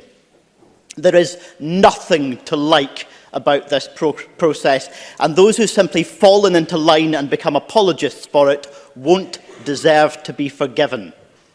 That position on its own would be enough to reject the withdrawal agreement and the bill that seeks to implement it. On top of that, we have a clear democratic view from the people of Scotland, expressed not only in 2016, but in 2017 and 2019. They saw through the Brexit project and they rejected it. The members of this Parliament have a responsibility to respect that choice, as well as to safeguard the interests of Scotland, which will be done great harm by Brexit. That position would also, even before an assessment of the detail of the withdrawal agreement, be enough on its own to reject it and the bill that seeks to implement it. But today's debate also does need to address the detail of that agreement and the bill, every aspect of them, but in particular the state in which they leave the position of this Parliament and the governance of Scotland, the sovereignty of whose people is expressly denied by this bill. The changes in the withdrawal agreement and the bill from the previous version are all for the worse. We've heard about the watering down of the rights and protections for child refugees, some of the most vulnerable people in our society. We've heard about the block on an extension to the transition period, which again raises the spectre of pushing the country off the cliff edge at the end of the year. The moving of the level playing field provisions from the withdrawal agreement into the non-binding political declaration undermine workers' rights, environmental standards, the alignment with the European Union removed, and a few words in the Queen's speech are no substitute for the binding provisions that were in the earlier versions of the withdrawal agreement. The bill removes the requirement for the future agreement with the EU to be consistent with the political declaration. This is a direct threat to environmental standards, a threat that is all the more serious in the context of the many statements from members of the current UK government over the years, indicating their desire for a race-to-the-bottom agenda of deregulation and free market extremism. Let's be mindful that many of the people who are now in control of the UK government see people like Trump, Orban and Bolsonaro not as far-right threats, but as an ideological model to follow. Most disturbingly, the new bill deletes the scrutiny arrangements for negotiations on that future relationship with the EU. It implies that the UK government alone, without any form of democratic scrutiny or accountability, will decide unilaterally what its negotiating objectives will be. They'll keep draft texts being negotiated secret, and they will sign off any agreement on the say-so of ministers alone. Not only MPs, but we as members of Scotland's Parliament will be cut out of the process, leaving a government which was elected on 43% of the vote and which lost most of its seats in Scotland, able to impose its will regardless of the wishes and interests of the country. As for the impact on devolution, on Scotland's Parliament, on the governance of Scotland, the country we represent, the Secretary of State for Scotland has already indicated today in the House of Commons, words that were echoed, I think, by Adam Tompkins' speech today, that this legislation will be imposed on us regardless of our consent decision. We've had this debate about the meaning of the consent provisions before. Consent, if the principle is to be meaningful, it has to be freely given or withheld, it has to be revocable, and most fundamentally, it has to be respected. The UK has already legislated in devolved areas without this Parliament's consent, and therefore without Scotland's consent. They are poised to do so again now with this bill. In short, they're willing to go through the motions of seeking consent, but they don't give a damn whether they get it or not. There is no basis on which we can trust that they won't continue to do so again, absolutely whenever they see fit, whether on future controversial legislation, or with the powers that they're taking as a result of Brexit, or indeed by constraining the freedom of the Scottish Parliament by way of trade agreements that cut through swathes of our devolved powers. They know that that will be consistent with the ideological bedfellows that they have in the Trump regime and the trade agreement that they want to achieve with them. Their intention to exercise power without scrutiny shown in this bill will no doubt be replicated in the trade bill when it returns. Scotland no longer has the devolved parliament it voted for 20 years ago because the principle of consent has been turned into a meaningless sham.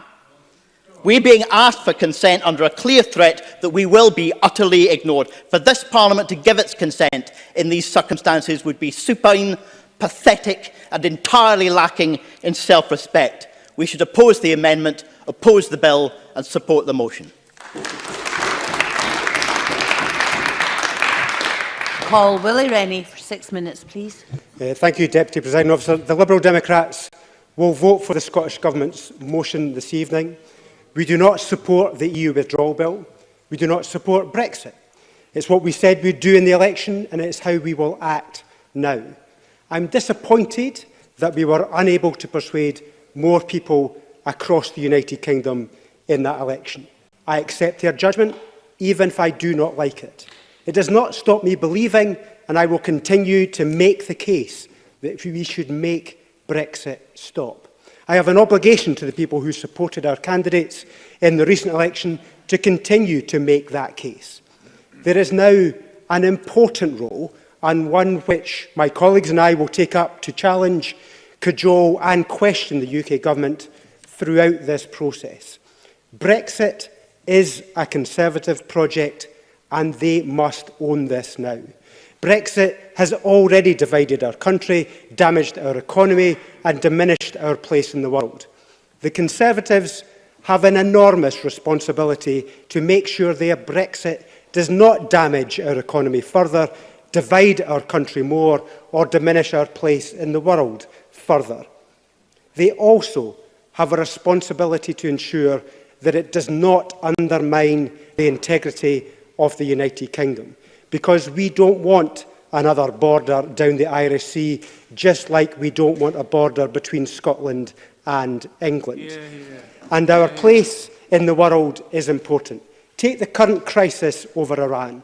I am pleased that the Prime Minister is speaking with a united voice with Angela Merkel and Emmanuel Macron in appealing for calm and de-escalation following the death of Qasem Soleimani. It shows the value of partnership with our friends in Europe and the value of working closely with them rather than leaving ourselves at the sole mercy of a volatile United States President. Yet the idea that we can be a valuable bridge between the US and Europe is seriously challenged by the decision on Brexit. The Prime Minister has a difficult task of ensuring that the United Kingdom does maintain its strength in soft power and influence. Brexit runs the risk of walking away from our friends in Europe and ending up as Donald Trump's poodle instead. Liberal Democrats have warned repeatedly of all of these dangers. We have been dismissed as doomsters and gloomsters by the Prime Minister. Well, he now has promised a new age of opportunity, growth, jobs and wealth. The fishermen have been promised a sea of opportunity. Manufacturers a golden age.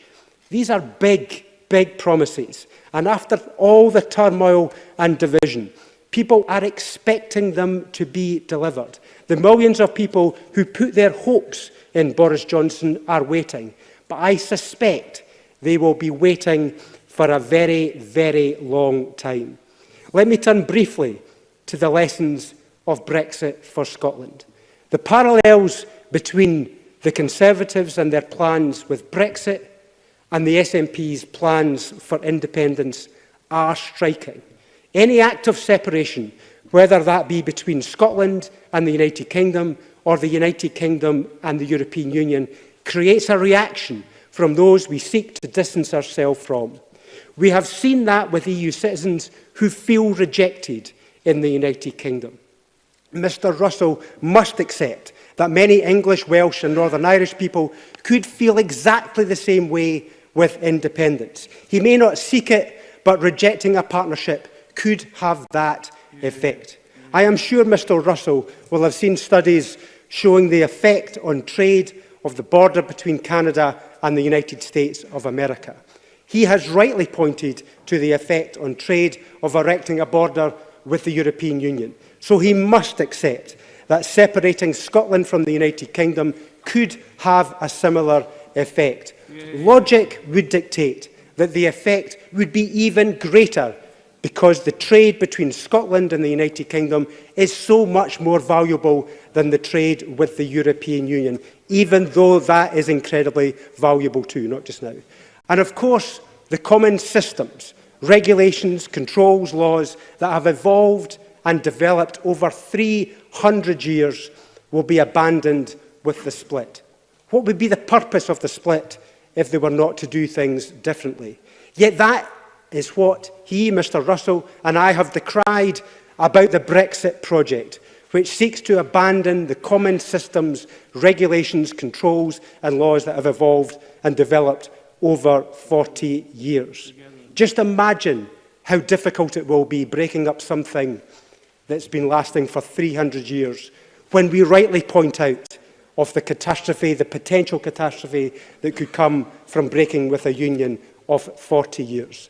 So Brexit is not justification for independence. It is a warning that we need to learn the lessons, not repeat them. Thank you. Well said.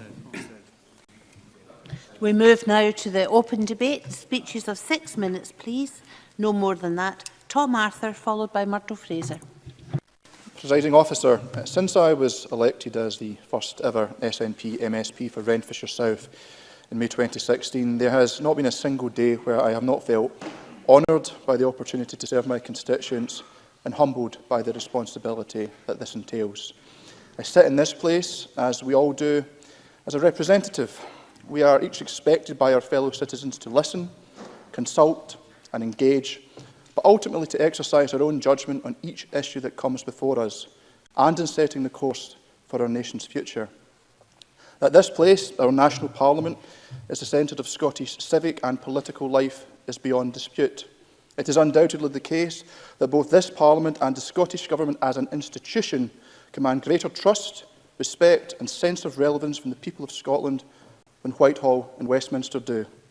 And opinion polling suggests both that there is clear majority support across Scotland for this Parliament to take on additional responsibilities, and indeed that support for independence has increased since 2014. Presiding Officer, this is a context in which we meet here this afternoon to decide whether or not to express our consent to legislation made in another place that would end Scotland's membership of the European Union. How each member votes at decision time will be a statement on what esteem they hold this Parliament in. It will be a declaration of the regard in which they hold the devolution process. And it will be each member's answer to the democratically expressed views of the people of Scotland. Let us consider what these views are.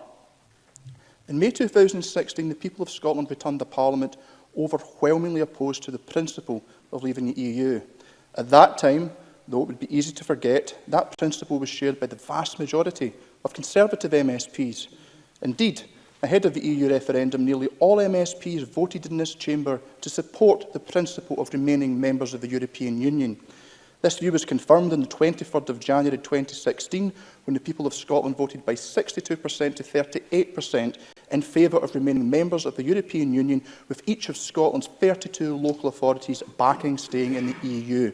At the general election of June 2017 and the European elections of May 2019, the SNP took the largest share of the vote on a platform opposed to the UK government's Brexit. And at last month's general election, the SNP won by a landslide on a pledge to do all we can to stop Brexit. We even put those words on the side of a bus. The only major party to stand on a commitment to get Brexit done were the Scottish Conservatives. We lost tens of thousands of votes and more than half of their seats, including East Renfrewshire, part of which falls within my Renfrewshire South constituency, the remainder falling within the constituency of Eastwood, whose current MSP is Scottish Tory interim leader and former Remainer, now Brexiteer, Jackson Carlaw.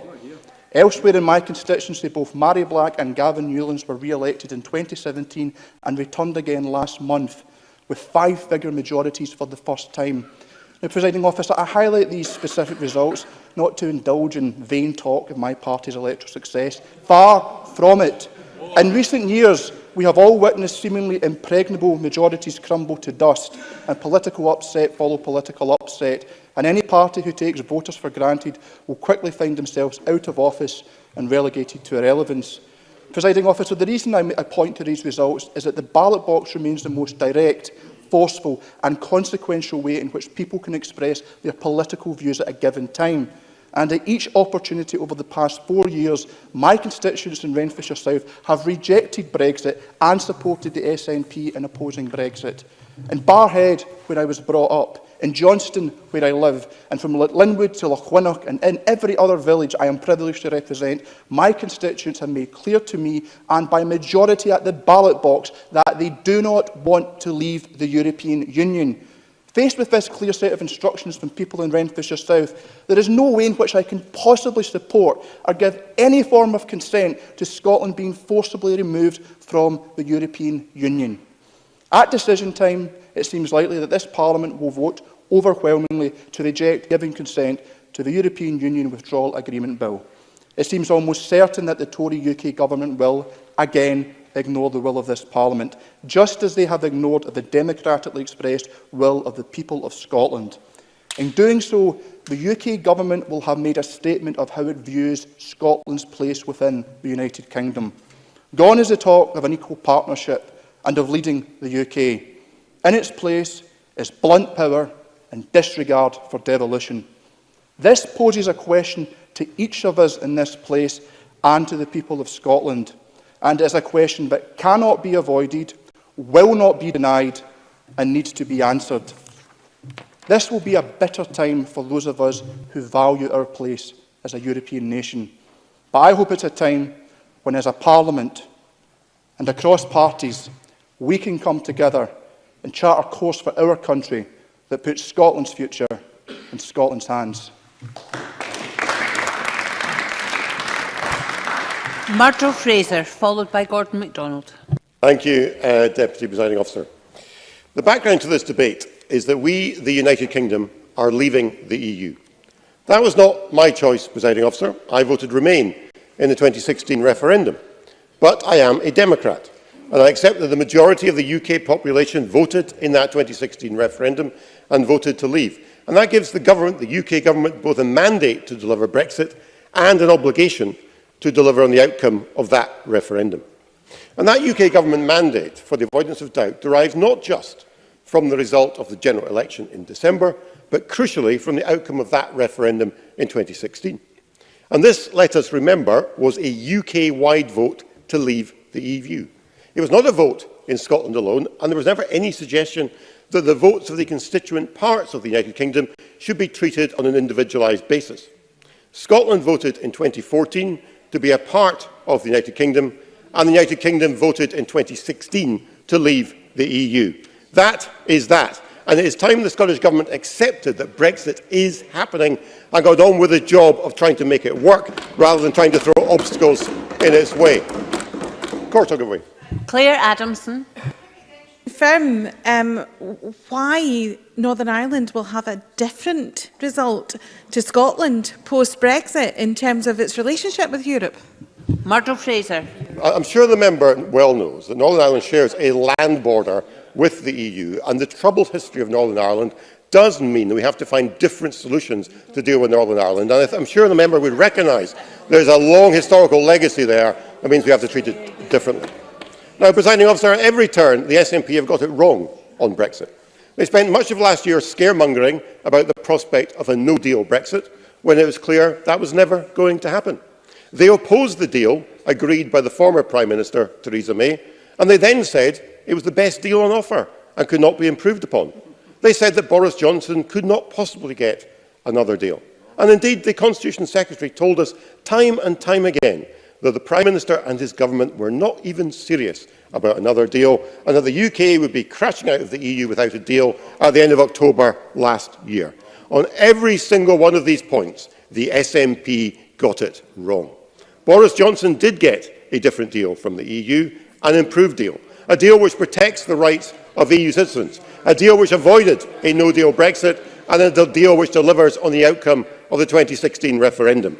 The contrast between a UK Conservative government delivering on its promises and delivering on its commitment to respect the 2016 referendum, and the SNP government here getting it wrong on Brexit at every turn, could not be clearer. And we've already heard today, Presiding Officer, from the Constitution Secretary, with breathtaking irony, warning of the economic risks of Brexit.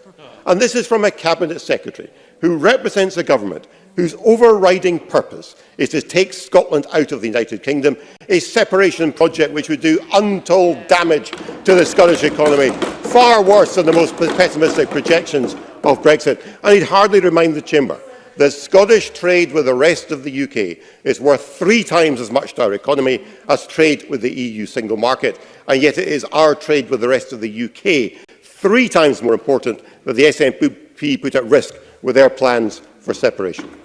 Now, Presiding Officer, it should not surprise any of us that the Scottish Government are opposing the legislative consent memorandum before us. As Adam Tompkins reminded us, it was back in June 2018 that Michael Russell said that the SNP government would oppose any Brexit legislation. They'd vote out any legislative consent motions about Brexit because the Scottish Government were opposed in principle to Brexit happening. And he reiterated that position to the Finance and Constitution Committee this very morning. So it didn't matter, Presiding Officer, what the terms of the withdrawal agreement were, what the terms of the bill were, what the terms of the legislative consent memorandum are. The Scottish Government had already made up its mind 18 months ago. It will be voting against the LCM and against the withdrawal agreement, whatever they said, and we have known that since June 2018. This motion is simply grandstanding on the Scottish Government's part from a minister who has made grandstanding an art form. It is all about the political stunt and nothing to do with the good governance of Scotland. And let me just give one example of a provision in the withdrawal agreement bill that is causing the Scottish Government difficulty, or so they say, as an illustration of this point. This bill establishes an independent monitoring authority, an important body to monitor the rights of EU citizens post-Brexit. And that new UK-wide body, one of those members of that body will have expertise about relevant conditions in Scotland.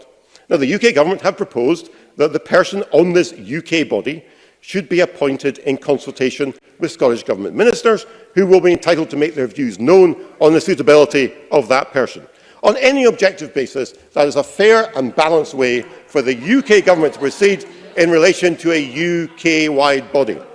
But for the Scottish Government, this doesn't go far enough. What they demand is a right of veto over the appointment of that individual to the Independent Monitoring Authority, and without that right of veto, they'll be voting against the legislative consent memorandum tonight. So these are not matters of high principle, Presiding Officer, nor issues going to the heart of devolution settlement. This is finding grievance for grievance sake, no more and no less. Presiding Officer, there are many predictable things in life. It is predictable that in Scottish winter the weather will be miserable. It is predictable that the SNP government will find a grievance with anything the UK government does. And it's predictable that in a debate like this, Michael Russell will get red in the face and the level of hysterical rhetoric from him will reach fever pitch. None of this takes away from the fact that we are leaving the EU at the end of this month and entering a transition period. The Scottish Government should be getting on with dealing with the consequences of that and not indulging in yet more grandstanding on this issue. Gordon MacDonald, followed by Claire Baker. Thank you, Presiding Officer. There is no democratic mandate in Scotland for the withdrawal from the EU. In the referendum of 2016, 62% of people voted to remain, and it was 74% in Scotland's capital city. The people of Scotland are sovereign. That is a Scottish constitutional tradition, and this was confirmed in 1989 by the signing of the Claim of Right at the General Assembly Hall by the vast majority of MPs, MEPs, local authorities, churches and Civic Scotland. It's time that everyone in this place listens to the people of Scotland.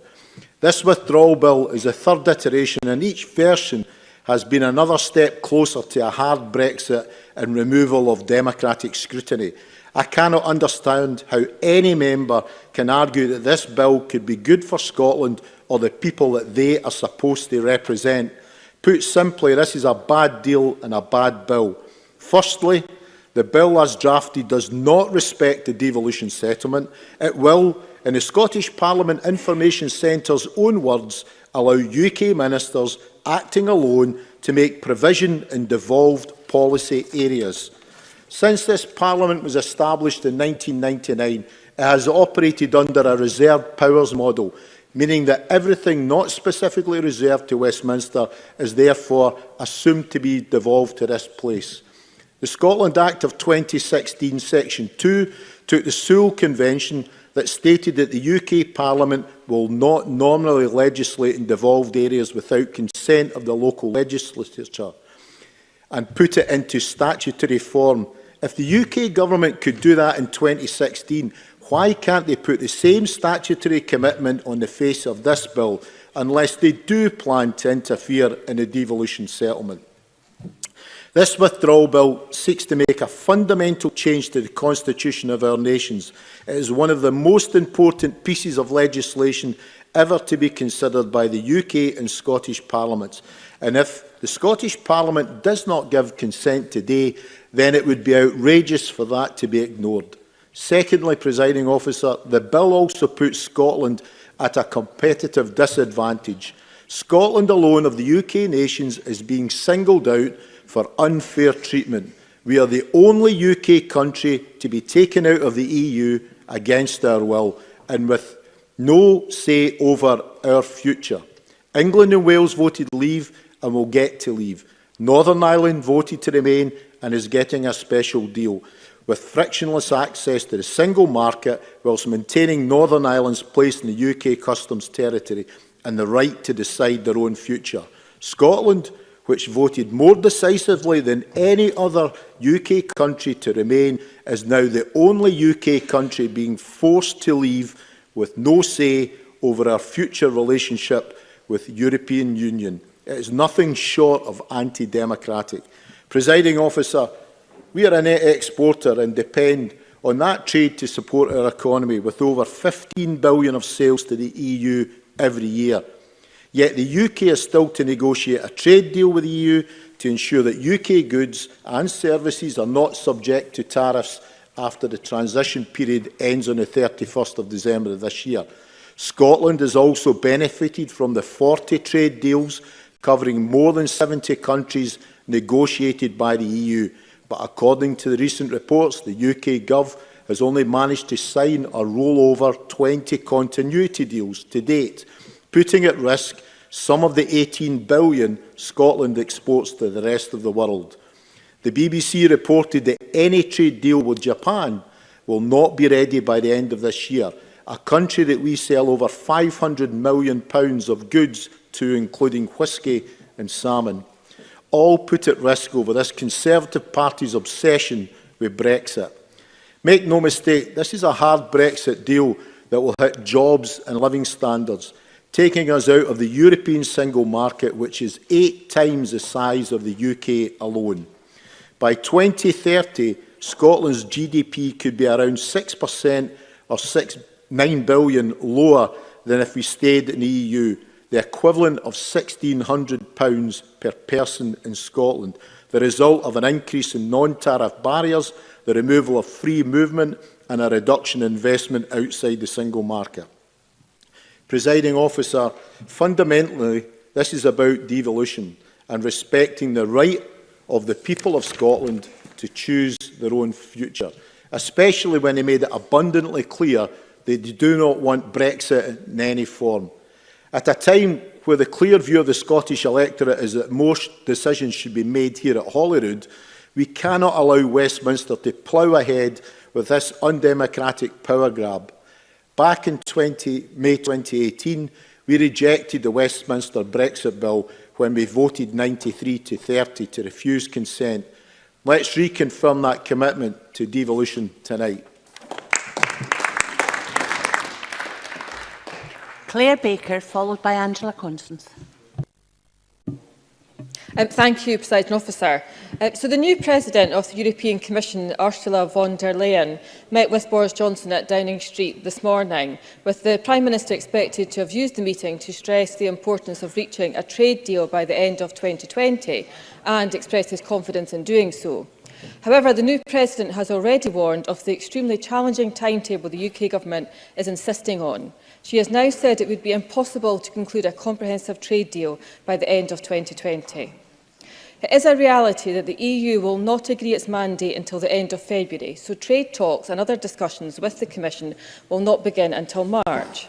At the end of the process, it will take around 3 months to ratify the agreement, so there's actually only around 6 or 7 months that we have in which to reach an agreement. I don't believe this is possible or sensible. There is no need for this process to be done under unnecessary pressure and curtailed timescale. By refusing to extend the transition period, the UK Government is creating a timescale which makes long-term decision-making very difficult to achieve.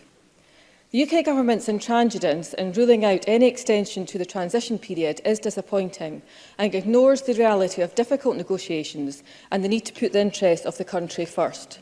Parliament must resist the stubbornness of the Government and push for any extension which would be necessary.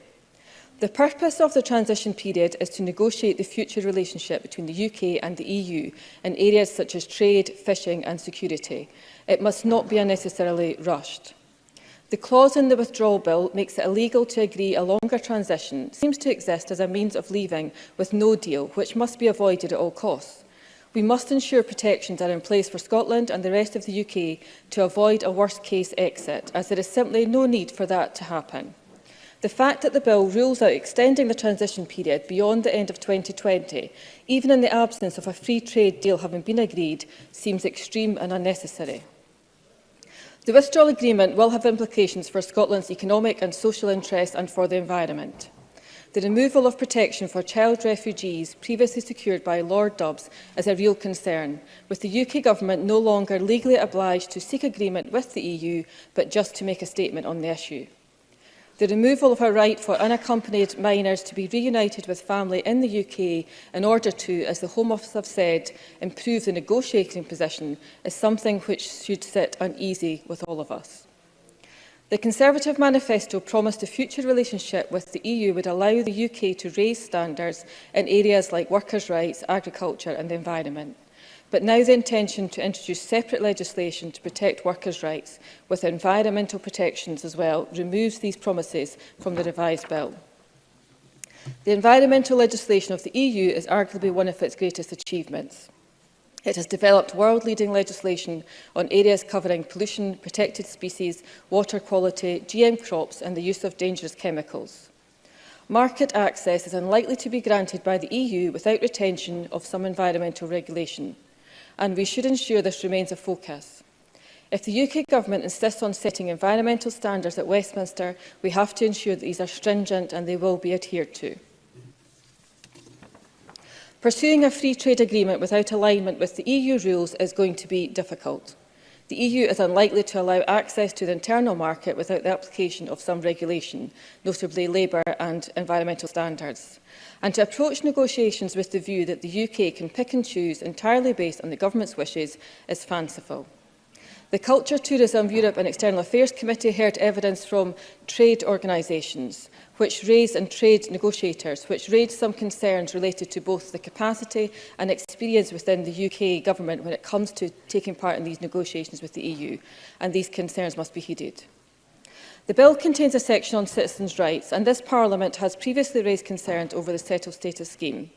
In among the debate over the withdrawal bill and sovereignty and devolved competencies and repatriated powers, all fairly abstract notions for those not involved in parliamentary scrutiny, there are real people whose lives are already being impacted by the decision to leave the EU, individuals and families who have chosen to come here to contribute to our society, invest in our economy and enrich our culture. We are still facing a situation where the settled status scheme is not fit for purpose, and changes have to be made if we are to protect the rights of EU citizens and prevent a repeat of the terrible way in which the Windrush generation were treated. During the 2016 campaign, EU citizens were promised automatic indefinite leave to remain in the UK. We are some way from this now. The bill establishes an independent monitoring authority to monitor the implementation and application of these citizens' rights agreements in the UK. The Law Society highlight that it's very important these people can have access to legal advice if they are to have confidence in the IMA. The IMA has the potential to be an important body. It must have accountability, credibility and authority in Scotland. The membership of the IMA must meaningfully reflect Scotland, and I understand the Scottish Government's push for consent over memberships. And I do have concern over the establishment of the IMA, which is then open to having its powers transferred under the purpose of improving efficiency, effectiveness and economy. But surely these factors should be demonstrable by the IMA as it is established. Presiding Officer, I note in the papers this morning to the Finance Committee there is recognition by the Scottish Government that some previous requests to change the bill have been accommodated. While I endorse the decision not to support an LCM, I hope that every effort will continue to be made to engage with the process, to raise concerns and to push for these to be addressed as the bill progresses through Westminster and throughout this upcoming implementation period. Thank you. Angela Constance, followed by Jamie Green. Thank you, Presiding Officer. Who would have thought it possible that this version of the Tories' Brexit bill is actually worse than its predecessor? It is completely mythical to suggest that it removes the risk of a no-deal Brexit, and we have seen the downgrade of concrete commitments replaced with blank sheets that raise more questions than answers. And there is a deep suspicion about the removal of clauses and commitments to human rights, environmental standards and safeguards to workers, only to be replaced by vague commitments to future policy statements and as yet unpublished bills. And the Cabinet Secretary, in his evidence to the Finance Committee this morning, reflected, why would you remove these basic rights if you were not intent on interfering with them? And there is an old saying that remains true today, and it's you just can't trust the Tories. Why on earth would it be acceptable for EU citizens who have spent years contributing to our economy and the very fabric of our country to experience the indignity of having to apply for the rights that they already have? It is both stupid and wrong. And in the context of a hostile immigration environment, it is a dangerous example of othering. And if you can give Ian Duncan Smith a gong and honour, is it any wonder then that the Scottish Government is concerned about being frozen out of the selection of individuals who are meant to represent our needs in the rather Orwellian-sounding Independent Monitoring Authority for Citizens' Rights Agreements? And the harsh reality is that when it comes to this bill, the unelected House of Lords will have more of a say on Scotland's future than this Parliament. And we've seen the analysis from SPICE that found that the withdrawal bill will allow UK ministers acting alone to make provisions in devolved policy areas. Indeed, the Finance Committee in its published findings today identified no less than 10 clauses which permit the UK Government to act, or in other words, to interfere. And there are many reasons to withhold our consent, but the top of my list is the removal of the obligations on the UK Government to negotiate with the EU regarding child refugees or families seeking to be reunited. And the real risk of the Tories walking away from the Dublin III regulations and removing the rights of unaccompanied children to be reunited with their families, either in the UK or Europe. Unaccompanied child refugees are the most disadvantaged and vulnerable group of children and young people in the world. And yes, I know that these matters have always been reserved to the UK and remain so for the time being anyway, but we should not let them do this in our name. And yet the Tories, with their trademark lack of self-awareness and insight, come to this Parliament and lay an amendment that says, I quote, welcomes the UK will be leaving the EU later this month. Well, we don't welcome Brexit, as there's no mandate in Scotland for Scotland to be dragged out of Europe against her will. And the democratic deficit in this country is unsustainable, and it's incomprehensible that the UK are not prepared to negotiate with the highest Remain voting part of the UK. And given the views of the people of Scotland as expressed electorally, 88% of seats in Scotland at the general election were won by Remain candidates. So I can't imagine how a Remain-supporting SNP Scottish Government could ever become a bunch of Brexiteers.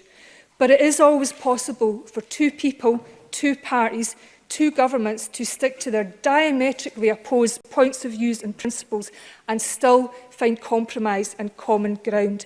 It is, after all, what grown-ups do. However, when it comes to all matters Brexit, the UK have remained resolute in their intransigence. It's either their way or the highway. And indeed, it is time to choose. And I'll always opt for the highway to independence. But the point is that the Brexit Burach didn't need to be this way. There could have been an accommodation for Scotland, given the efforts made for good reason for Northern Ireland. And the UK government's standing and our democracy right across the UK is all the poorer because of the UK government's disrespect for devolution. And I don't expect for a minute for Westminster to start listening or to start respecting the views of this Parliament. But we should continue to have the very highest of expectations on behalf of the people of Scotland and demand that they do. Thank you. Thank you. And I call Jamie Green before we move to closing speeches. Jamie Green. Thank you, Presiding Officer. Before I start my contribution, can I start with a positive and wish you and all members a very happy New Year? I do mean that, I do. And do you know what? Perhaps it was just wishful thinking on my part that in our first week back we'd be discussing important devolved matters which are fully under the control of the Scottish Government. But given the bad news that it snuck out during recess, it's no huge surprise that Mr Russell wants to talk about Brexit instead. And not only that, but we're being asked in this Parliament to prematurely reject, in principle, a bill which has not yet completed its passage through Westminster. That sums up Mr Russell's position and the position that his government has taken since the day we decided to leave the EU. The people shouting, reject the bill, were shouting, reject the bill before they had even read it in the first place. Presiding Officer, before I came to the Chamber today, I was watching the BBC Parliament channel, where members of all sides of the political spectrum are right this very second debating the withdrawal agreement, arguing for and against amendments to it. Sensible academic discussion and debate. People who may disagree hugely on various constituent parts of the bill, but to their credit are arguing the substance of it. And what are we doing instead, Presiding Officer? We're debating a motion penned by the Scottish Government, which is as factually vacuous as it was predictable.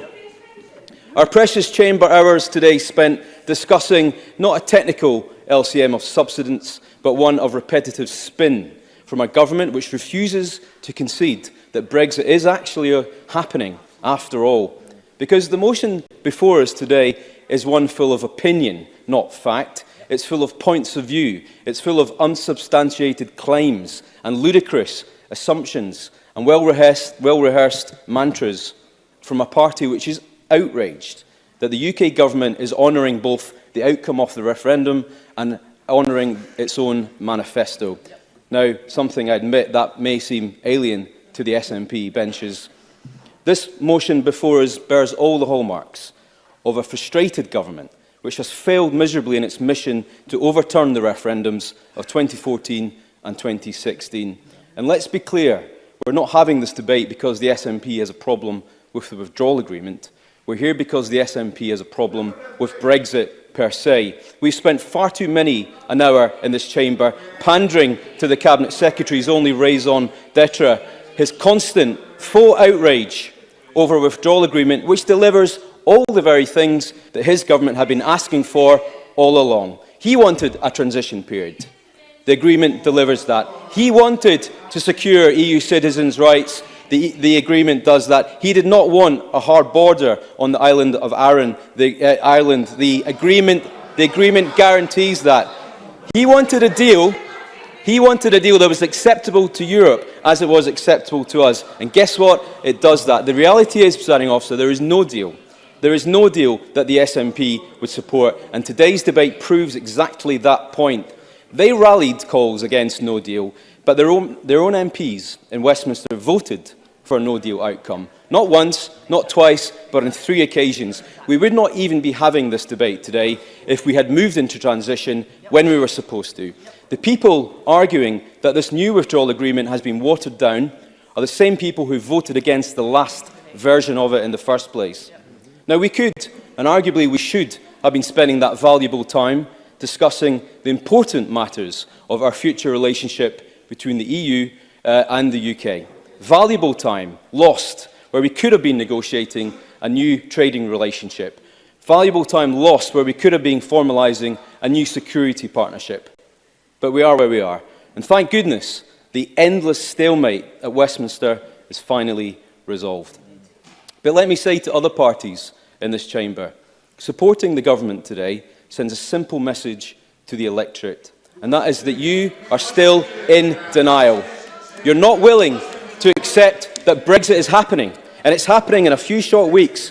And if you prefer to make the point that you don't want it to happen, fair enough, do that. But wishing it will stop is not the same as trying to make it work.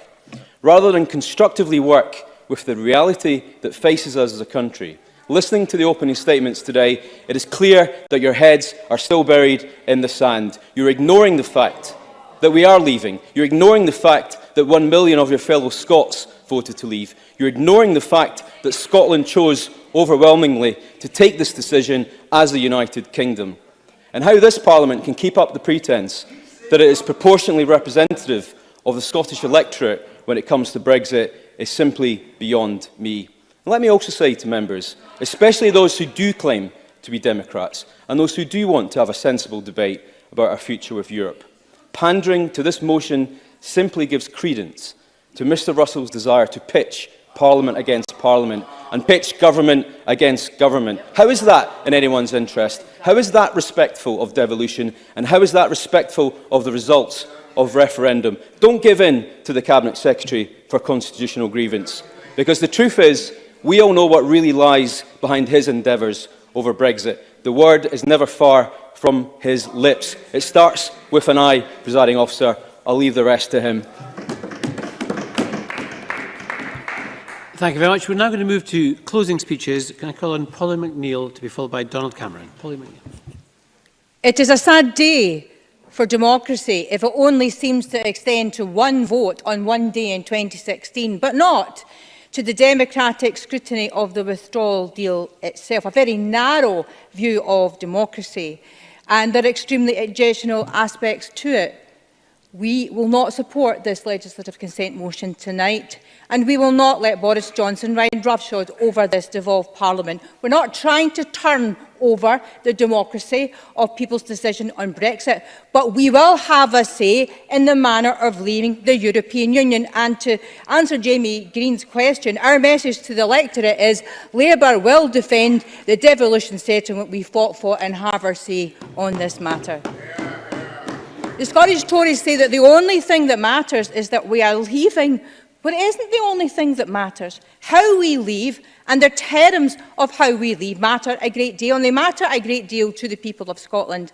I think it is a mistake for the Tories to argue that since matters such as immigration are reserved, that it is not for us, given the known damage of leaving Europe will do to a Scottish workforce that relies on immigration, to deny it at least a say and a seat at the table to work through a sensible solution. I think is a mistake. I know they're not all Remainers on the other side of the chamber. There were certainly many Remainers, but today they seem to be doing an awful lot of cheerleading for the Brexit ideologues in their own party. So we are clear, as Alec Rowley has outlined today, that the Labour position is that we cannot withdraw because of the lack of our say in it. It is clear that we are now leaving the European Union, but in a rushed endeavour to force through an amended withdrawal agreement, one which is significantly worse than the previous one, but in an attempt to show Brexiteers that we are on our way out of Europe.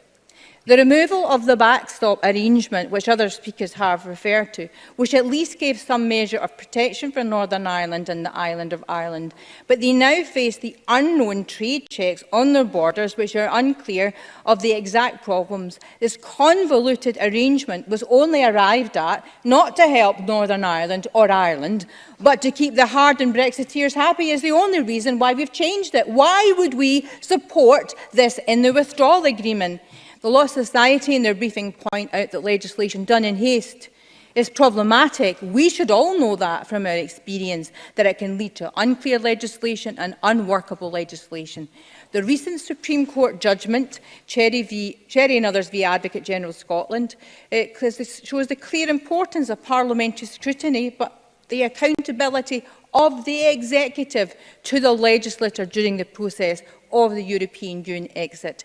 That decision seems to have been overridden here. Scrutiny by the devolved legislators on this bill is a legislative act, and since they require our consent to the changes, what is the point of having any say if we can't have some say on its outcome? Because the Johnson government has made choices, but I would say dangerous choices, playing fast and loose with a large majority by fast-tracking an agreement with unacceptable changes within it.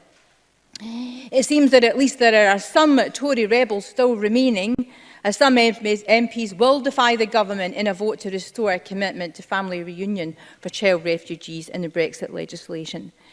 Alf Dubs, whose amendment to the previous withdrawal bill was removed, is involved with other parties in a letter to Boris Johnson. And they say in their letter that Boris Johnson may have won a majority in Parliament, but he did not win the moral argument to absolve himself of the responsibility to some of the most vulnerable people in the world. I know the plight of lone refugee children because I did try to locate a family of a young boy who I found in the Cali jungle, as it's called, when he was only 8 years of age, separated from his family for almost a year. He suffered a trauma during that time, and it's thanks to the pro bono lawyers who they found his family.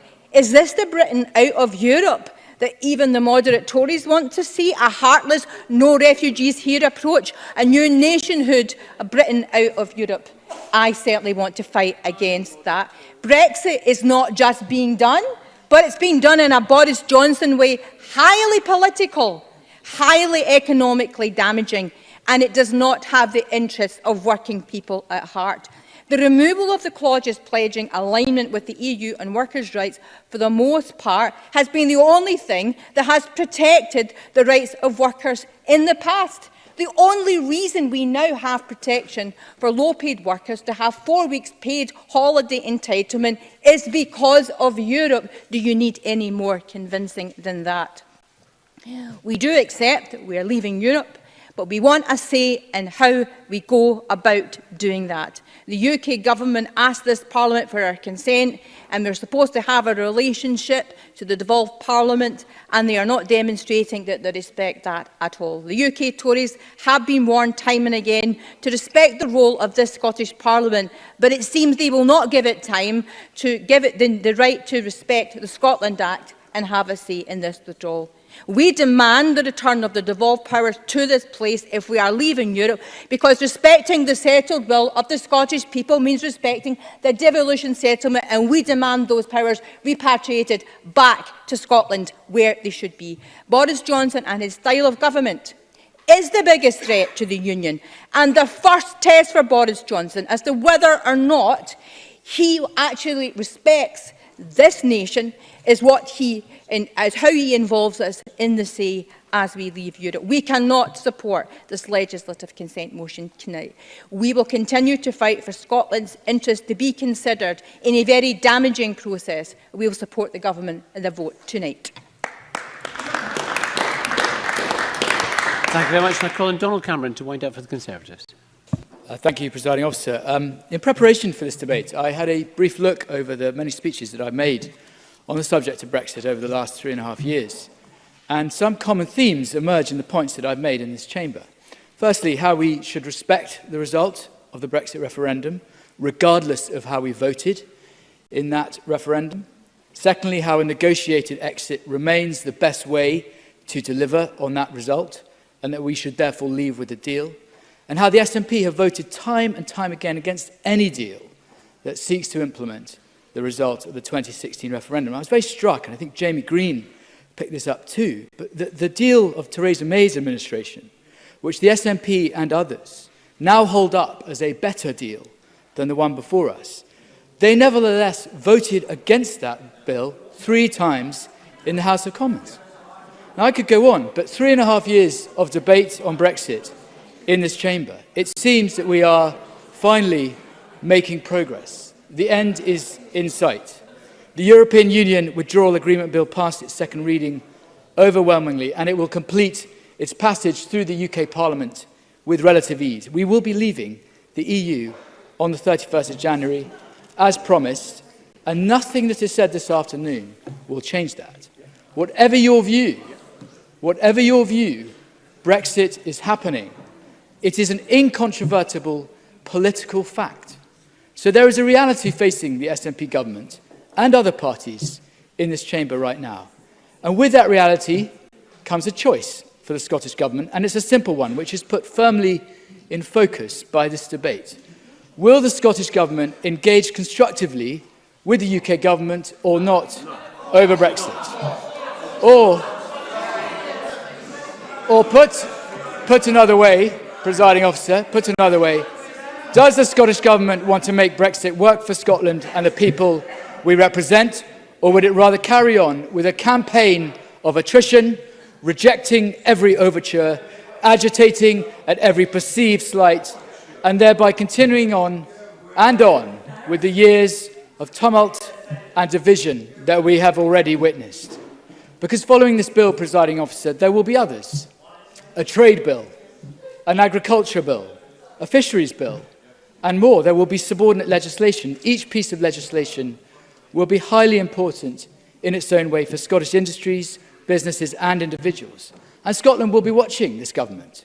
Scotland will be watching to see whether this government finally clambers out of the trenches and joins in a common endeavour. Now, it will not be easy, Presiding Officer. There are many challenges. I'm not someone who thinks Brexit will bring about unbridled opportunities all the way. The next few years will have difficult moments. Trade negotiations are by their very nature tough. But if the SNP maintain their current position, how will that help? How will that possibly be acting in Scotland's interest? Yes, Stuart Stevens. Stuart Stevenson. Can the member quote any words whatsoever from any reply that the UK government provided to the December 2016 compromise on how to exit the EU that was offered by this government? Donald Cameron. We'll come on to that in a moment. I will. The UK government, let me answer it. If the UK government, for its part, has accommodated many of the concerns raised by the devolved administrations during this process. When we last debated a legislative consent motion back in May 2018, we noted the concessions made by the UK government on the issue of Clause 11 and the broad agreement that it was met with by the Welsh Government, for instance. Let me give the member a more specific recent example, one mentioned by Murdo Fraser. In the recent letter sent by Steve Barclay to the Cabinet Secretary in December, he stated that following extensive engagement between the two governments, it resulted in the UK government making significant changes, including giving devolved ministers a strong role in relevant appointments to the independent monitoring authority. As Murdo Fraser said, a reasonable position for a UK-wide body.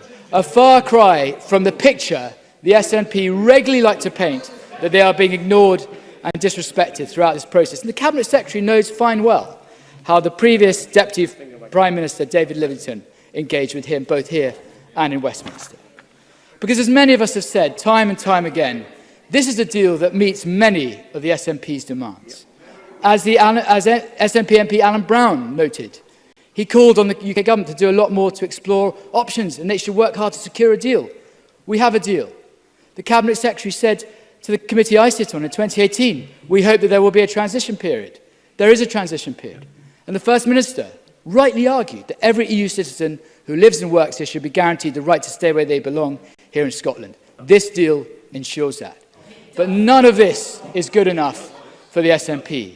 They are experts at moving the goalpost. Where others have taken tough decisions and compromised, the SNP continues to drag its heel and refuse to accept the reality of the situation. And that, Presiding Officer, is what is truly holding Scotland back and creating increased uncertainty for our economy. Let me take the whisky industry, of particularly importance to the Highlands and Islands.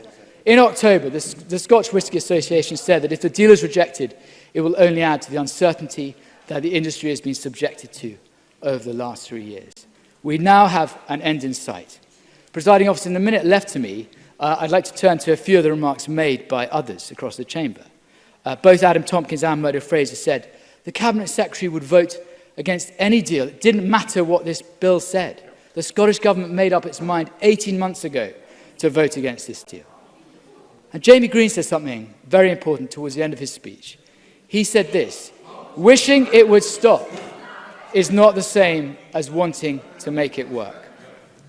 So in conclusion, Presiding Officer, this is a bill that has the overwhelming support of the House of Commons, but also it has the support of the European Union.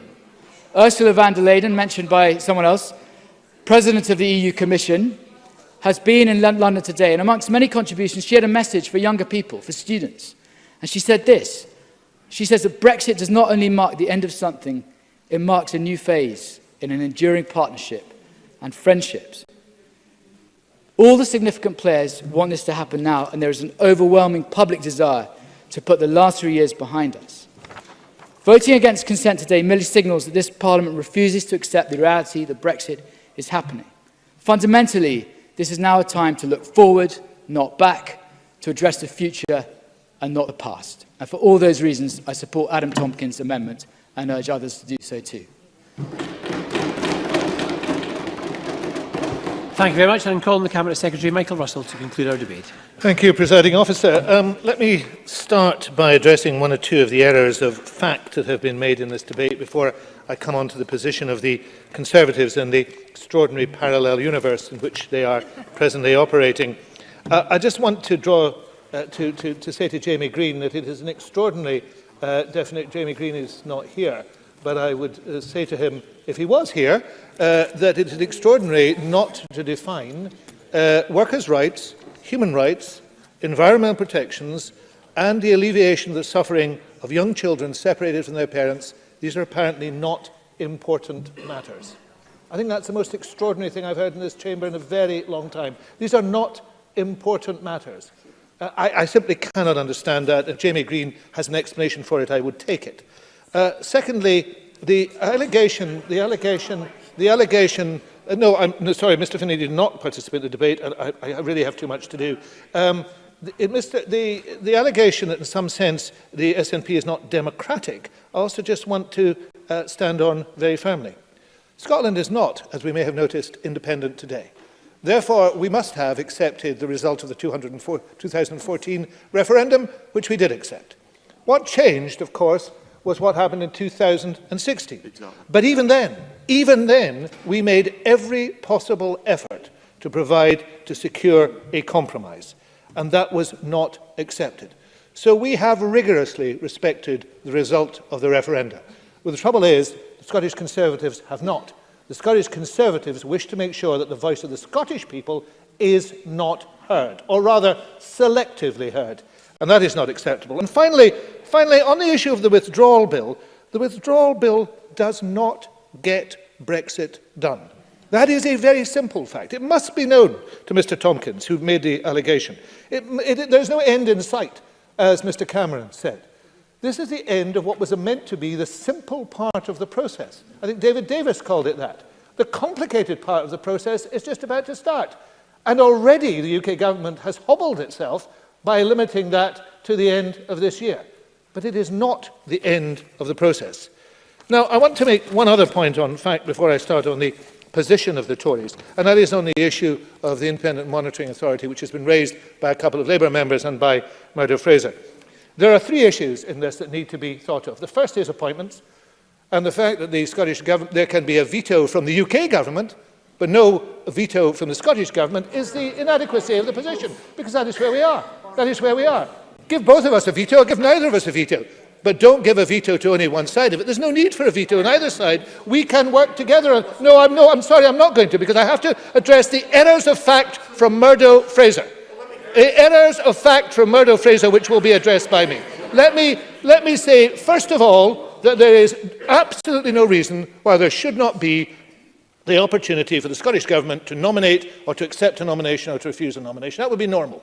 But Murdo Fraser's argument is particularly strange, because what it says is that the test of whether a matter is devolved or not is up to the UK Government. It's not to do with the Scotland Act, it's to do with the UK government. So the UK government can decide what this person is to do and how it is to do it. And if that person is involved in devolved actions, it's up to the UK government to appoint them. That's a very, very slippery slope for devolution, and Murdo Fraser knows that. But on the... No, I'm not giving way to Mr Fraser at all. So I'm sorry, just it'd be best if you didn't waste your time and my time. And on the issue of appointments and the functions, it is important to recognise, as I think Mr Rowley recognised, that the powers of this body can be taken and given to another body without any consultation. So this is a serious set of circumstances. But now let me turn to the Tories in this debate. I actually want to congratulate Adam Tompkins on his tour de force performance. I have to say that I have a sort of rule of thumb in these matters. I always assess how close Mr Tompkins believes in what the Tories are doing by his performance. And usually, if he's calm and reasoned, then I think he is in agreement with the Tory position, and therefore there can be a constructive debate. The more hysterical he becomes, the less I think he is in sympathy. And boy, what a performance there was today. I have to say it was completely off the scale. And about halfway through it, I suddenly thought of, it just came into my mind unbidden, Richard Hannay in the 39 Steps, appearing, if you remember, at a free trade meeting held somewhere. There's a Union Jack in the background. And I had to look it up. I had to look it up while Mr Tompkins was talking, and there's a fantastic quote from it. Because Mr Tompkins was doing what Mr Hannay was doing. He had to make it up as he went along, and he got angrier and angrier. And he says in the book, I didn't do so badly when it came to my turn. I started to tell him the kind of glorious business I thought could be made in the empire if we really put our backs into it. And that is exactly what we heard. That's exactly what we heard from Mr Tompkins. That's exactly what we heard. And there's another parallel too. Because the 39 Steps is, of course, a book about a man on the run. And the performance from Mr Tompkins and his party, a man on the run and a party on the run. What a contrast it was with the calm, measured analysis from Bruce Crawford, who made every point clearly. Every point that the committee agreed clearly and rebutted by so doing every point for Mr Tompkins. Because this bill does cut across the devolved settlement, as the committee says. This bill does raise questions about the rights of the devolved administrations to be involved in the implementation of international agreements, as the committee recognises. This bill does not resolve the dispute about appointments to the IMA, and it ignores the Seoul Convention, just as the committee has concluded.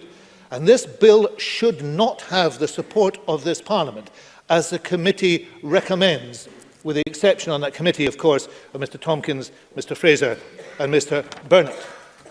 What lies behind this bill? What lies behind the Brexit process? Because we should ask that question, given the seriousness of the choice that Scotland has to make. And what lies behind the hoarding of power at Westminster? Well, it's undoubtedly a distaste for devolution. It is the promotion of an image of the UK which is actually a century out of date, which brings us back to the 39 Steps, of course, published as a series in 1915. It is that out-of-date view of the reality of the world today which Brexit recognises and epitomises. But we on this side should welcome the way that the Tories have treated this debate today. I noticed somebody on Twitter called it gloating, because that's what it was. The 4 Tory speeches were gloating speeches. According to Murdo Fraser, the SNP has got it wrong. What he meant was the voters of Scotland have got it wrong. Because it was the voters of Scotland said very clearly, not just last December, but on every possible opportunity said they do not want to leave the EU. And that's the key issue, because it is the Tories that have got it wrong. That Scotland is turning its face from the Tories. I was listening to Mr Tompkins and thinking, nobody believes this anymore. Nobody believes the dire warnings, the manufactured attacks on the SNP in government, the lauding of ministers and management in another place, the Tories' support of each and every diminution and erosion of devolution, the Tories' grievance-driven agenda, their grievance-driven agenda, their grievance agenda. And do you know what their grievance is? Do you know what the Tory grievance is? Scotland no longer supports them. That's their grievance. And Scotland has had enough of the Tories. It's had enough of Adam Tompkins. It's had enough of him pretending to hold a position he doesn't hold. It's had enough of the ludicrous performance of Murdo Fraser. It's had enough of Jamie Green, who doesn't even understand the parliamentary process. It's enough of Scotland being told that we are too wee, too poor, too stupid to be a nation within Europe. It has enough of being spoken for, and as we hear then, enough of being spoken over. It's had enough of Brexit, and we should say that loudly and clearly as a Parliament and a country today. I am grateful that the Liberal Democrats and the Greens and the Labour Party are supporting that position. Because no matter what other positions we take, the truth of the matter is Scotland has rejected Brexit, and those who espouse Brexit are also being rejected by Scotland. I ask you to support my motion.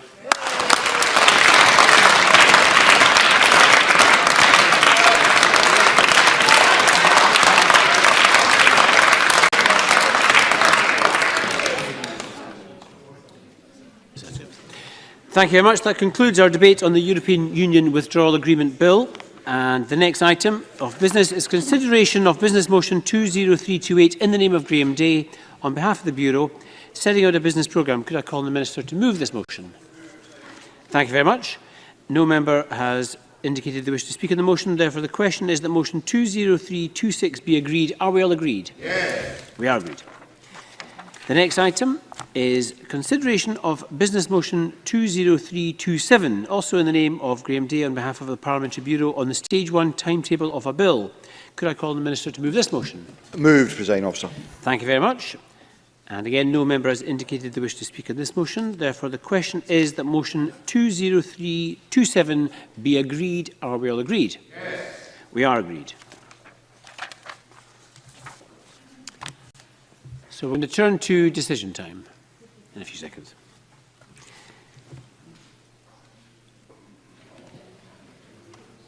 And the first question is that Amendment 20318.1 in the name of Adam Tompkins, which seeks to amend motion 20318 in the name of Michael Russell on the European Union Withdrawal Agreement Bill, be agreed. Are we all agreed? No. We're not agreed. We'll move to a vote, and members may cast their votes now.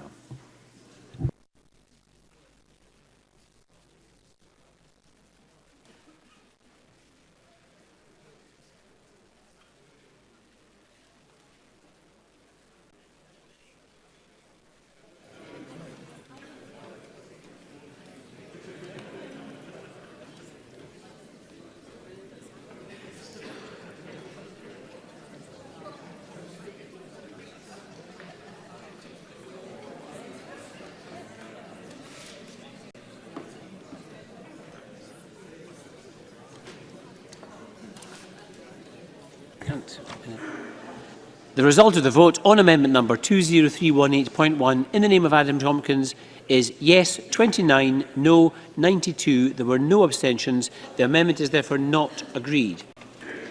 The final question is that motion 20318 in the name of Michael Russell on the European Union Withdrawal Agreement Bill be agreed. Are we all agreed? Yes. We're not agreed. We'll move to a vote. Members may vote now.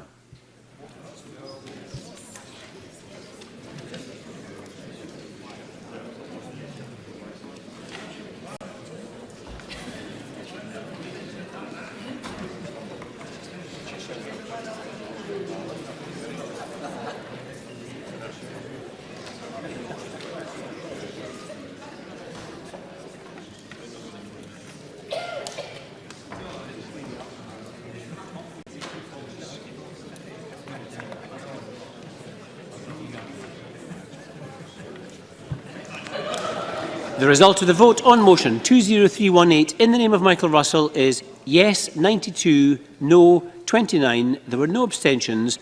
The motion is therefore agreed. Now, members may wish to note that previously where the Parliament has voted to withhold consent on issues where the UK Parliament wishes to legislate on devolved issues, I have written to my counterparts in the other UK legislatures, and I intend to do so in this case following tonight's vote. Now that concludes decision time. We'll move on to members' business, and in the name of Emma Harper on women, peace and security, we'll just take a few moments for members and ministers to change seats. A few minutes pause.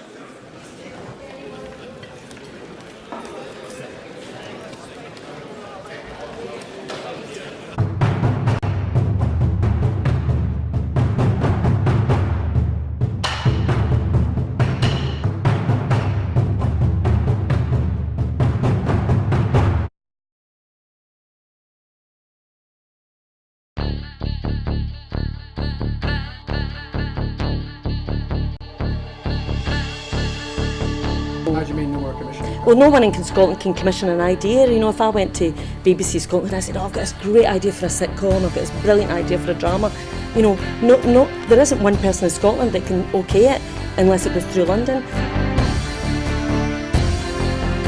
Good morning and welcome to another edition of Full Scottish. What's happening today? Hello and welcome to the Full Scottish here on Broadcasting Scotland. Scotland is going to be an independent country. That need, that desire for independence is ever stronger than perhaps it was in 2014. So there's an obligation that we've got to give leadership to that campaign. That's what Nicola Sturgeon, as our First Minister, has been doing. My feeling about Boris Johnson is he can't be trusted on anything. That is now and forever will be known as the rape clause. I'm old enough to remember going into Europe in '73, and I remember how much of a razor's edge that was a balanced stone. And I think we made it by 53%, if I remember correctly, for going in. And ever since that time, England particularly has been pretty much schizophrenic, down the middle about whether it felt British or whether it felt European. And that schism, that crack has remained throughout English society ever since. Scotland means business. Scotland's voice won't be stilled, it won't be silenced, it has to be heard. The work that's been done by Broadcasting Scotland in giving community activists, yes activists, Scottish activists a platform other than the traditional media outlets.